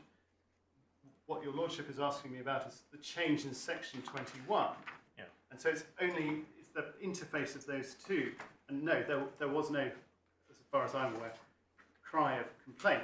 Then of course there wouldn't have been, because there wasn't an ability to go after persons knowingly concerned in any event at that stage.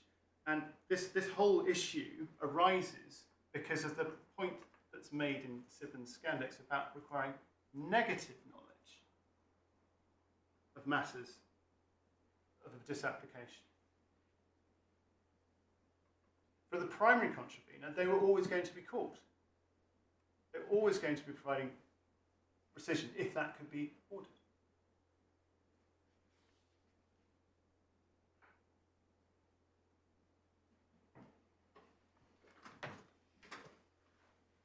The lordships have my points on the balance, the careful balance we say in section 382 between a jurisdiction, which isn't just met because someone has knowledge of the ingredients, they have to be concerned as well. They also have to either have got profits from it or losses have to be incurred. So the jurisdiction doesn't create some great regulatory overreach. And in response to what's said against me in terms of, well, there's some injustice in this, that's carefully balanced by the very focus of the court being asked to consider whether to make, and if so, what amount of a just sum. And that's where all of the points that are said could be raised can be dealt with. And we point in our skeleton to the case of Shepherd, which reflects the point that it's a very wide discretion. The court looks at all the circumstances, as expressed in section 382.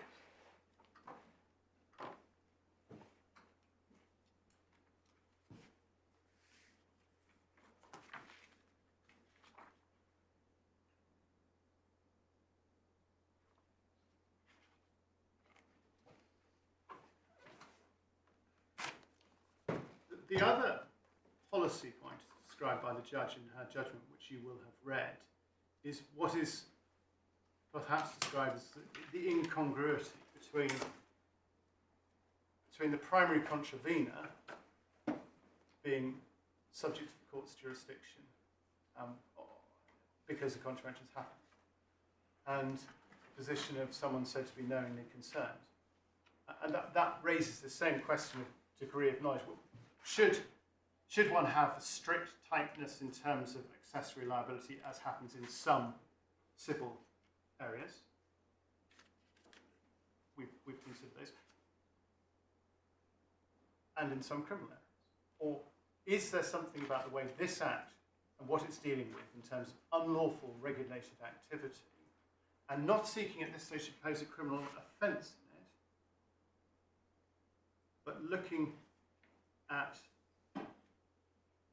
disgorging profits or compensating losses, whether that should push the court to require that additional element of knowledge as to a disapplication that didn't arise.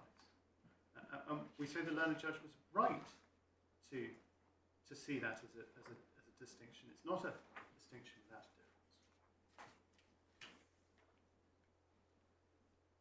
difference. It cuts against what I describe as the mischief, but this point about being able, the court being able to supervise a discretion against those caught up in unlawful activity if they meet the relevant requirements.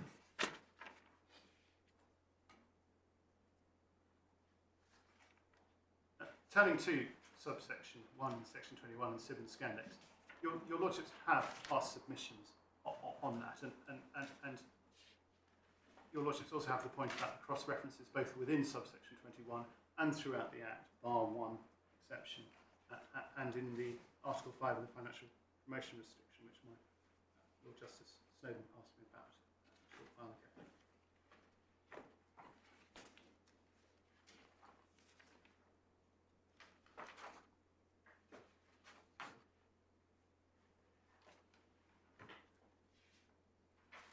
If I could now turn to Sibbons Scandex, and why we say that the learned... Scandex, yeah. learned judge was correct to distinguish.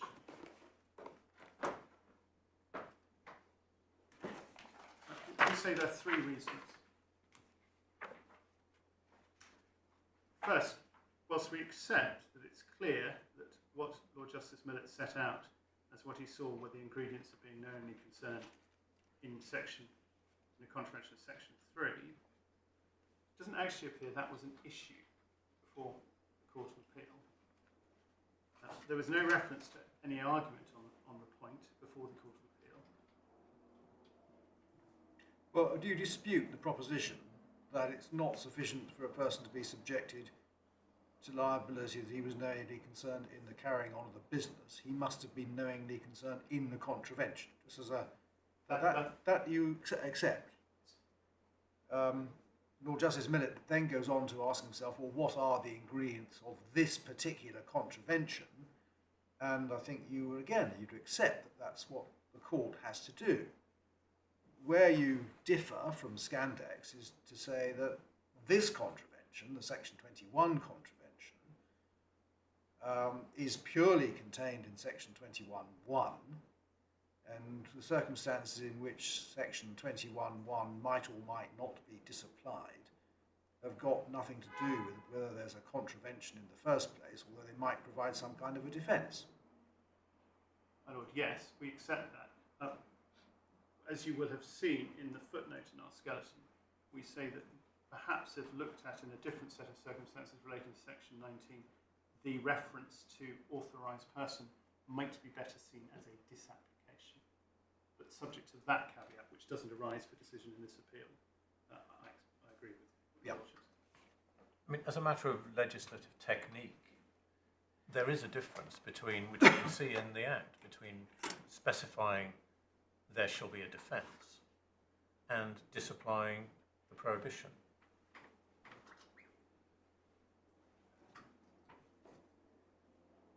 I absolutely agree that there is a difference. That we would say that that difference arises because in Section 25, they are looking at a criminal offence being created, because the offence doesn't arise until you get to Section 25.1.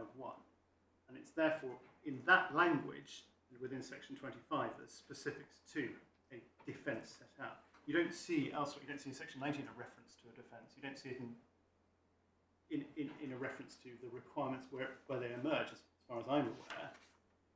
This can be a defence, this can be a defence, this can be a defence. Because that's not the language that one would expect to see in a requirement, and then a disapplication.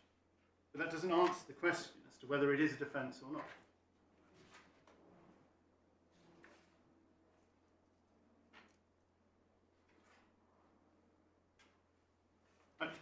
If I could take the point, normally a law is expected to apply to everybody in this jurisdiction. Parliament makes an act, you shall not do something.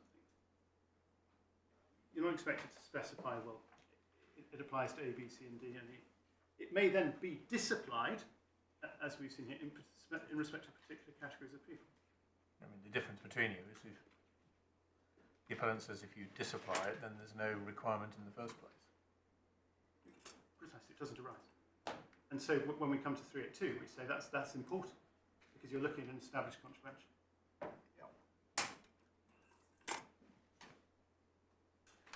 So we say, our first point, that there was no argument on this point before the Court of Appeal. Secondly, there was no consideration of the position relating to the type of provision we're looking at, where you have a negative requirement, a blanket negative requirement, and then multiple disapplications.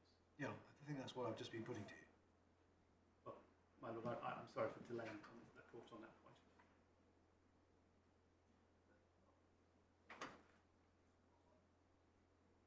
Thirdly,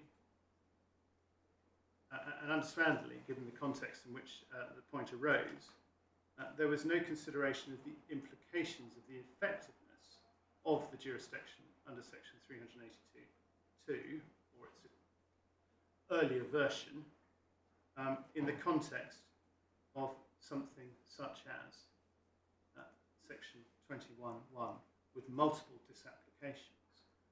And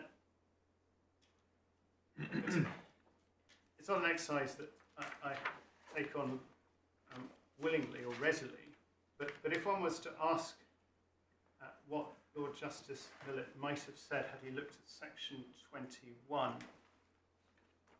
and the question of knowingly concerned at 717 D to E, that's page 85 of the authorities bundle behind divider 5, this is where he sets out the ingredients of the contravention.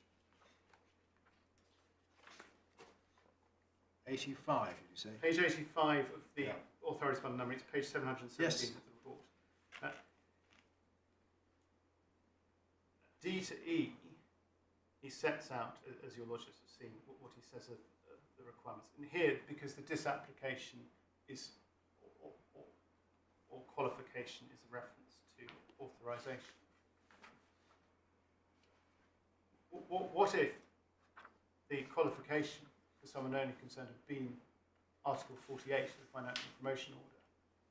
Is it really right that he would have said that the court has to say that the individual did not know that all of those things had not been done?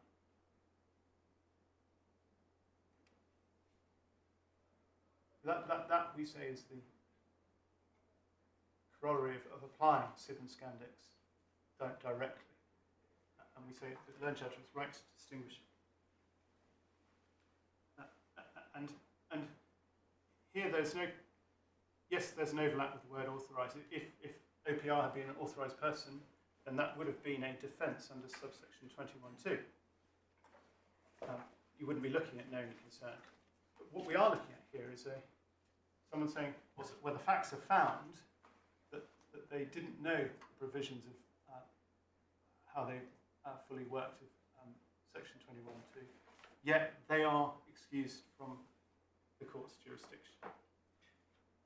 Section 3 of the 1986 Act, we are told, provided that no person shall carry on an investment business in the United Kingdom unless he's an authorised person or an exempted person. And if I compare that with section 19 of FSMA, I find no person may carry on a regulated activity or purport to do so unless he is an authorised person or an exempt person. So there's no difference really in substance, is there, between section 19 and section 6? Very similar wording. And so for section 19, if you contravene section 9, to be knowingly concerned, in a contravention of section 19, you would have to know that the person in question was neither authorised nor exempt, if Scandex is right. if you apply Scandex, my lord, maybe making the point that I was going to raise, at least on our alternative cases, when you compare what's said in D to E with what's said at B to C, there's a certain tension, because you'd have to show that it's both not authorised and not exempt. Yes, but is there any reason not to treat Scandex as authoritative on the interpretation of section 19? Leave aside section 21 for the moment. Section 19 looks, at least to the untutored eye, to be in exactly the same terms, substantively. There may be slight differences in drafting, but same structure, same words as section 3 of the 1986 Act. Well, we accept it was applied in this case on that basis, that the approach was one to be taken and was met. I'd want to reserve the authority's position to a case where section 19 and this issue arose. Yes, that may be. I mean, where Parliament reenacts legislation which has been construed by the courts, the Barras principle would tend to say that it has the same meaning. Yes. We would say that, as I've just been submitting, that there may be reasons to distinguish the approach taken by Lord Justice Millett, because the points being raised weren't raised before him. But that would mean there was quite a difference in approach on the knowingly concerned issue according to whether the contravention was of section 19 or section 21. Well, they raise different carve-outs. One of them, authorised or exempt in section 19. Yeah. It's a, might say, it's not quite a binary question, but it is. So section 21 raises all sorts of problems. With authorised, that's the same question. I agree. But when you move into the relevant communication having been approved by an authorised person for the purposes of section 21, not just being approved by an authorised person, but to do it for the purposes of section 21. And there are a whole set of rules, which is what 137R addresses. So if one's looking at the position of section 21 and knowingly concerned, the approach needs to focus on what the requirements are of that. And there's a justification for taking a different analysis. And it's not said, and it's not argued, well, subsection 2 should be treated differently to subsections 3 or 5 or the subsidiary legislation. And this is a point that the lower court judge looked at, and the implications point, which I've already addressed.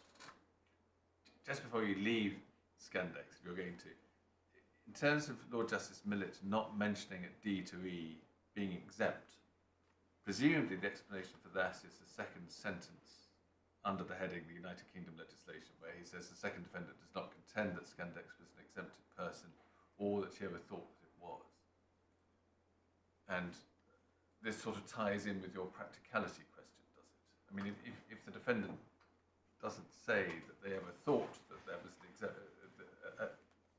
a disapplication, well, you don't need to worry about it. Correct, but what we note is that when the contravention is defined, Lord Justice Millett doesn't say, and he needed to know the facts that meant that Scandex was not an exempt person. And I assume that was because he was defining the elements as they were relevant in this case. And it wasn't relevant to look at being exempt because the second defendant wasn't suggesting that he ever thought that.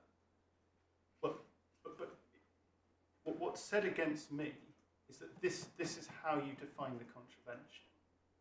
And what I say in that is, well, that was how it was expressed in this application. But the absence of belief, one way or another, Lord Justice Millett seems to have accepted,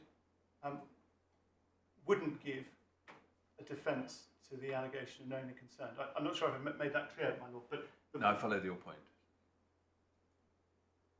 And of course, this is rising in the question of does Mr. Bartholomew White have an arguable defence for trial? It's not answering the question is what happens if at trial he was found not to have had belief in that. And we would say, well, actually, go back to B on this page, 770B, that would not amount to a defence of being knowingly concerned, if on the facts the individual didn't have knowledge of the specific. Yeah.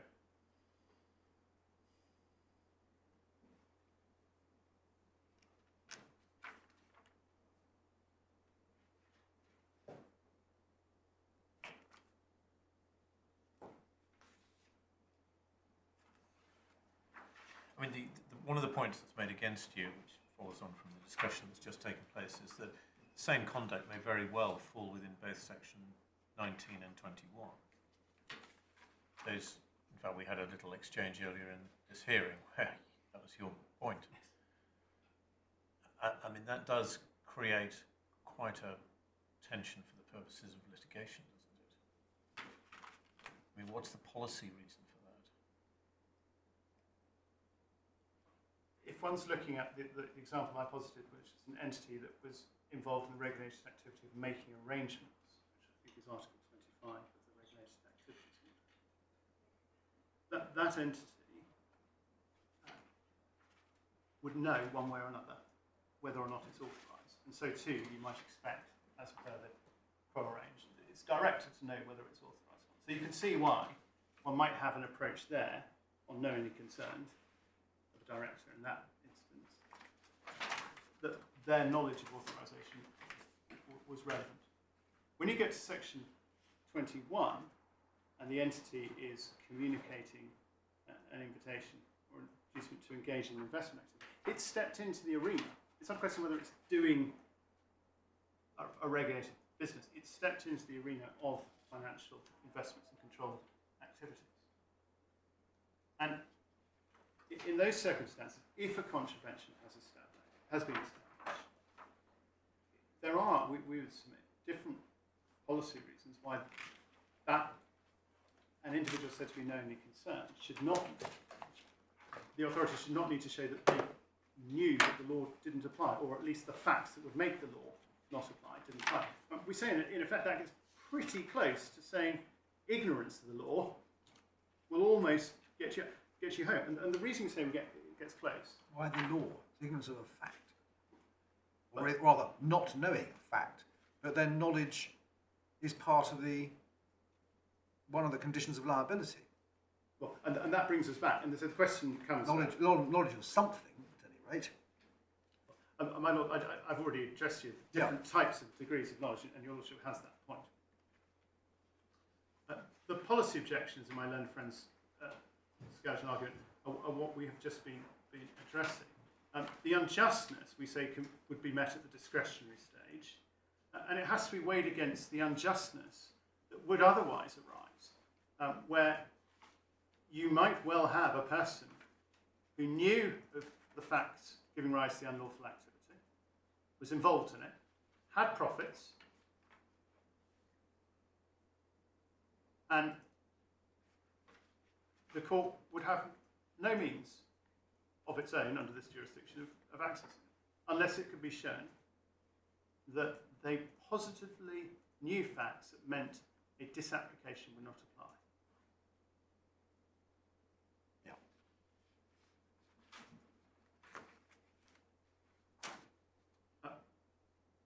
I don't know if your Lordships need me to address the example of the director that's posited in my learned friend's skeleton argument, where there's a group of companies with different, one's authorised company, one's not. And what happens is that the unauthorised company somehow approves the matter and the director therefore, it's said, should be let off. Well, we say that that's the unlawful activities happened by the company. The director knows of all those facts. And the question of his belief can be assessed at discretionary stage. We don't say that else. And as for the Bin Act example, imaginative as it is, it doesn't really exist, because if Parliament's decided to impose some... And it looks well, speaking for myself, I didn't find the Bin Act particularly helpful.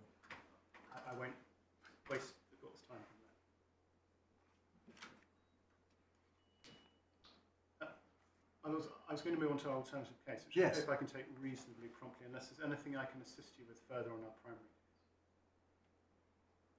case. So your alternative case, in a nutshell, is that on the facts found by the judge, the defendant did have the requisite knowledge, because it's not good enough to say she trusted Mr. Skinner.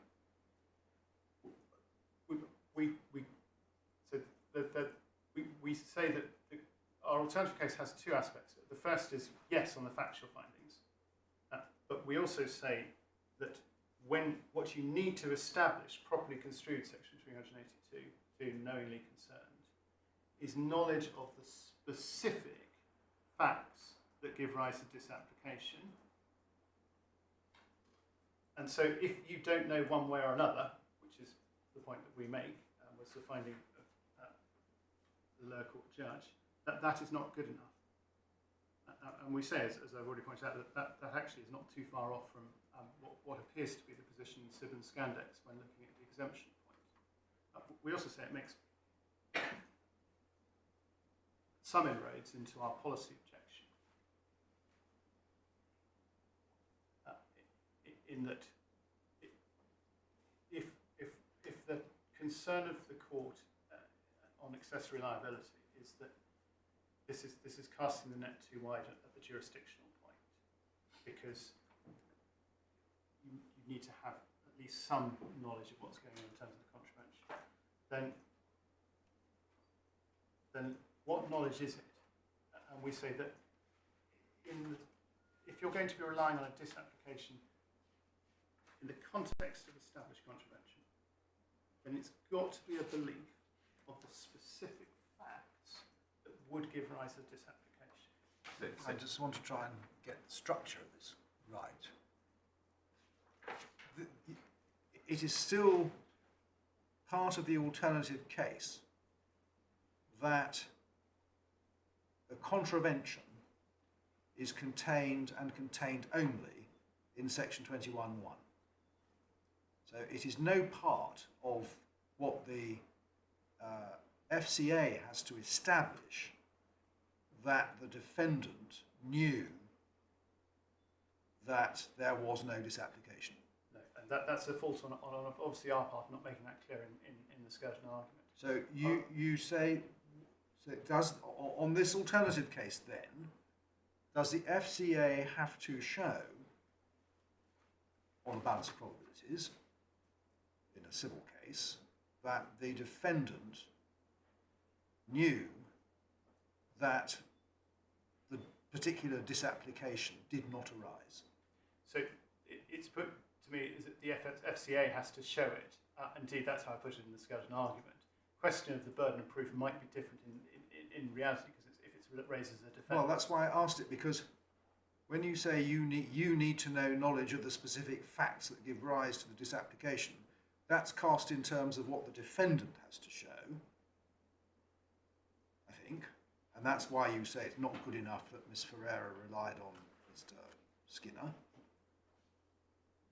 So that directly confronts the burden of proof point, because if the burden's on the FCA and she doesn't know, then the claim would fail, wouldn't it? So, rather than her having to prove that she didn't know. But of course, ultimately, the burden of proof often isn't what determines matters. So I would say properly analysed, it needs to be raised by way of a defence. See what Millett says. Yes. At 717B. If at trial the court finds, or sorry, doesn't find that the defendant has made out that they had the specific belief that the disapplication applied, or knew of facts that meant that they had that belief.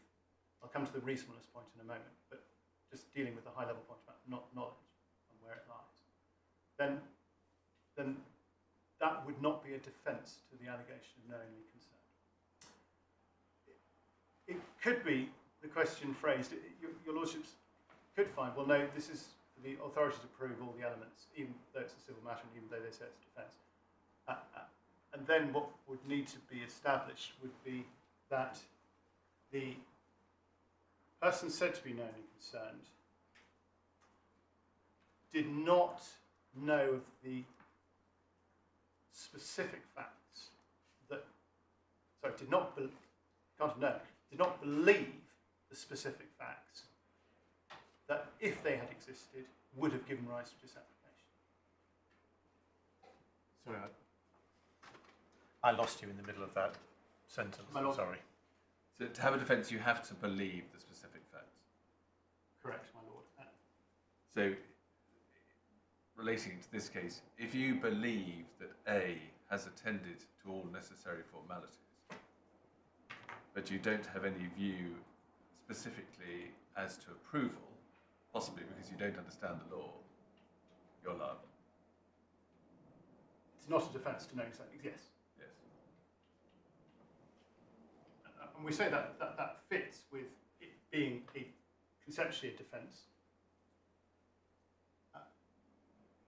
Also against the background that ignorance of the law isn't in itself a defence. And here it's ignorance of facts giving rise to what would have been a defence in other circumstances that don't apply. And as a first stage, how do you get that from the wording of the provisions? That possibility? So you start with what is the ingredient of the contravention. you look at section 21(1), and then you look at to see whether there are defences raised, and you, in this world, this is where you've rejected my primary case, that the contravention is purely subsection 1, and it encompasses the disapplications. You then have to say, well, a neutral position about all knowledge doesn't affect the contravention, because the contraventions happen, and subsection 2. So I'm just not getting this. If we're against you on your point about the elements of defence, there is no contravention. You say there is a contravention because it hasn't been approved. Correct. Therefore, there is a contravention. The question is whether the person has been knowingly concerned in a contravention that has taken place.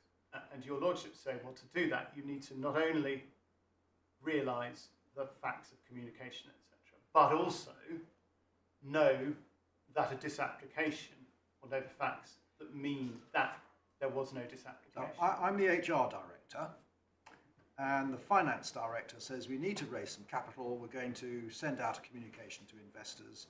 I'll sort it all out, and the communication goes before the board approves it, and unknown to the HR director, the finance director has not had the thing approved by an authorised person.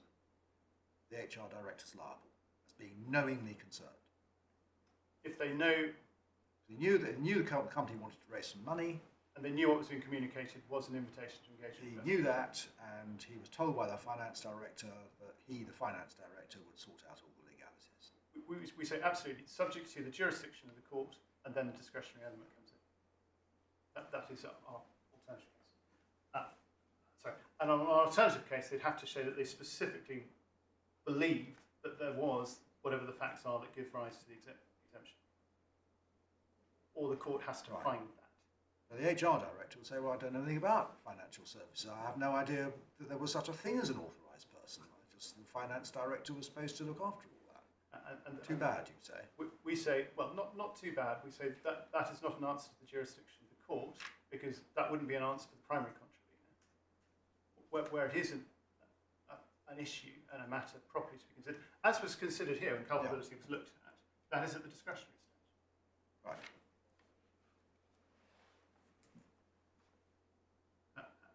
As to the reasonableness of the belief and why that should be a constituent element, we point to the provision in section 25(2) as being an indication of what the court should be looking at in terms of when disapplication should apply. I mean, you can't get reasonableness anywhere out of the key provisions, can you? I mean, I follow how you can get your earlier case out of the provisions, but reasonableness just does not feature in section 21 or section 382. And it would be said against me, as Lord Justice Millett said, that one's stuck with a subjective belief when you're looking at knowingly consent. So I accept that's against me as well.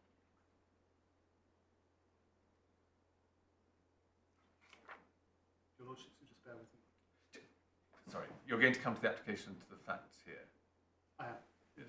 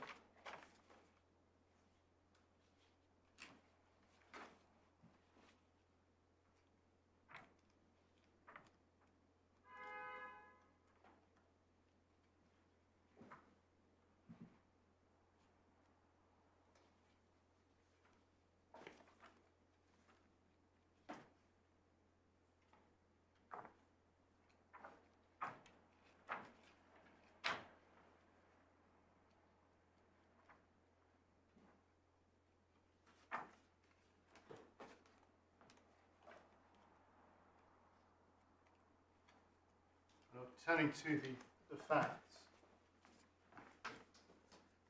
I could take your lordship to the judgment.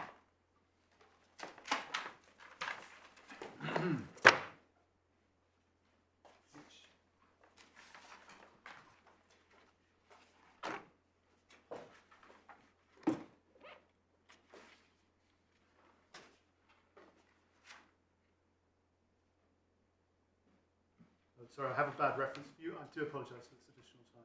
I hope to pull it up in a sec. Well, do you want to come back to this at 2 o'clock? Mr. Cochrane will have a right to reply anyway. I would be grateful. It doesn't look as though we're going to finish by the short adjournment. How much longer do you think you need? 5 minutes. 10 minutes, but no more than that. Subject, of course, to your lordship's questions. Mr. Cochrane, how long do you need for a reply? Well, as things stand, about 30 seconds. But, 30 seconds? But Oh, right, all my right. learned friend says he's about to go through the facts. All right, well, My- carry on. Yeah, all right, well, in that case, we'll carry on, Mr. Burgess.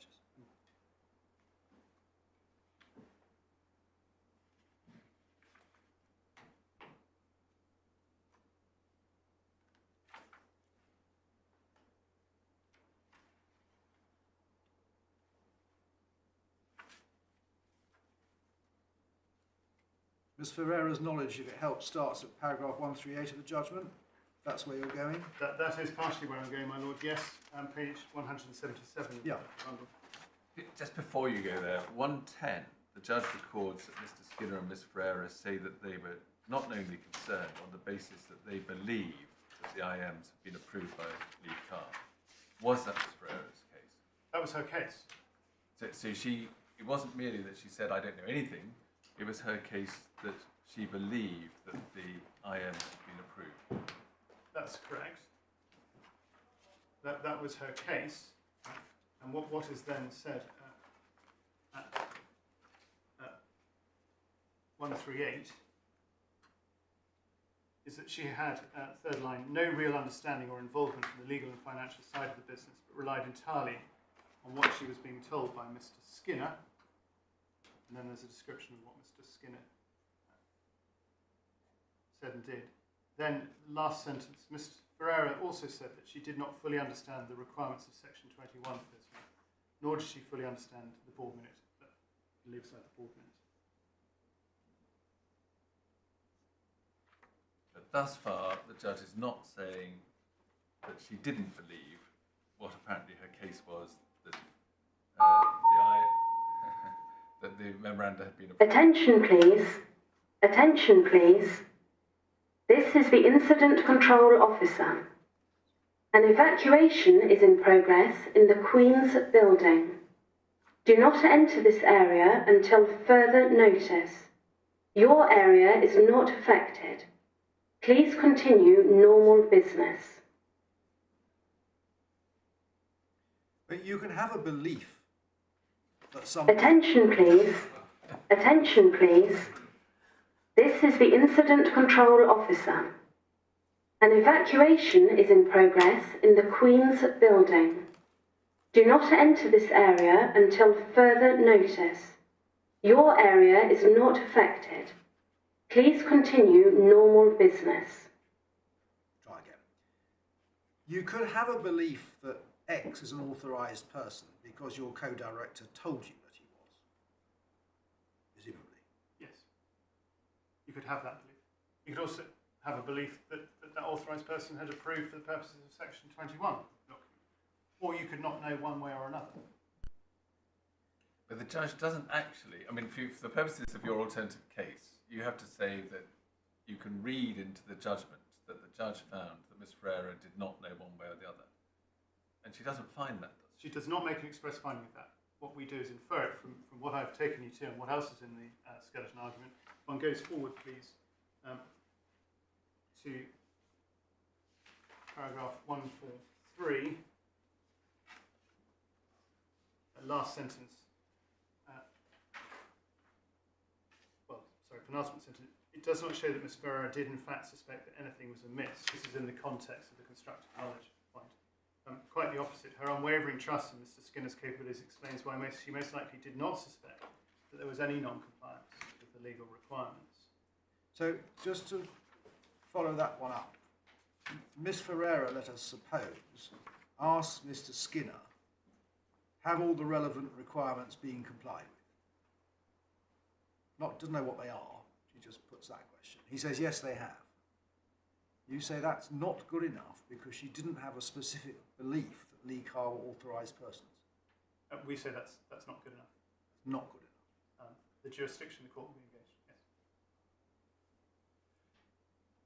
I mean, I quite follow that sort of case. But on the specific point, you do have to be able to read into this that the judge considered that Ms. Ferreira did not, as she had contended, believe that the memoranda had been approved. And she never says that. She does not say that, I accept that. And to say, for example, that she trusted Mr. Skinner to deal with the legal requirements doesn't tell you one way or the other whether she believed that the memoranda had been approved. No, that's correct. We say that's to be inferred. But why should one infer it? I mean, she believed that the requirements had been complied with. She didn't fully understand them. But it doesn't follow that she didn't believe that the memoranda hadn't been approved. Well, there would be no finding of fact that she knew that it had been. And so on our alternative case, we say that defence wouldn't have been made out. Yeah.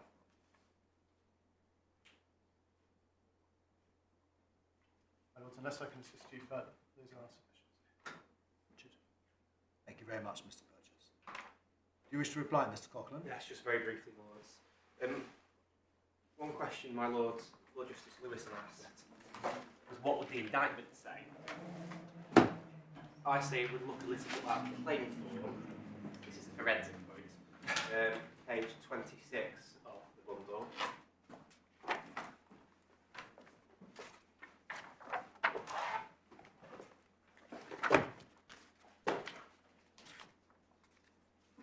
Um, 2A. Yeah. It is the FCA's case as against the first and second defendants that OPR, so that's the primary contravener, by way of business, communicated, alternatively caused to be communicated, invitations or inducements, etc., without being an authorised person or an exempt person, without the communications having been approved in contravention of section 21. That's what it would say. Saying on the claim form, if my lords could turn to page 29, just to deal with the point that my Lord Justice Snowden made, or the question that he asked.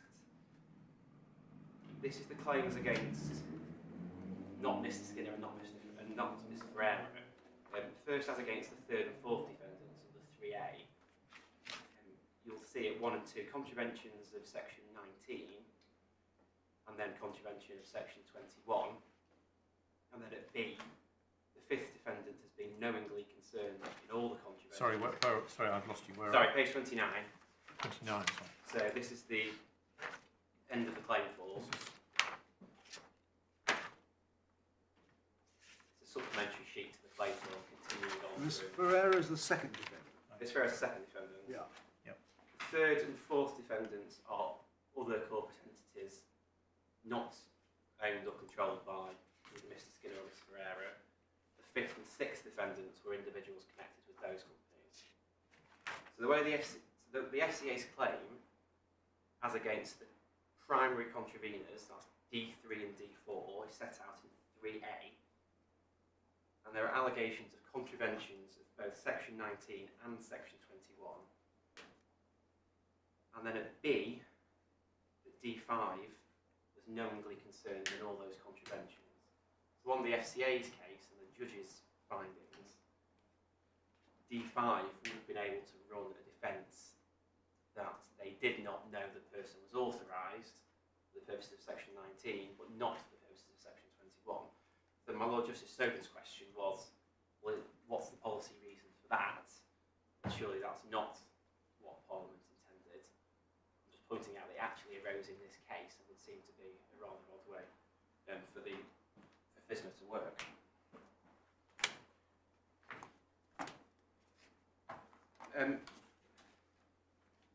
finally, on the alternative case, two very quick points. As my Lord Justice Newey said, I don't see how one can read reasonable anywhere into those provisions. It just does not appear. It is either the appellant's case or the FCA's primary case.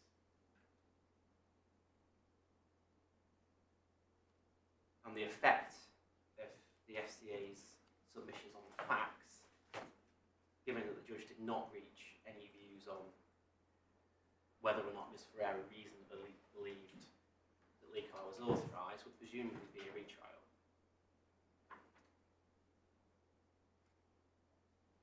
The judge didn't reach any conclusions on that point. She didn't doubt Ms. Ferreira's evidence that she did believe that. And so unless I can assist your Lordships any further, those are my submissions.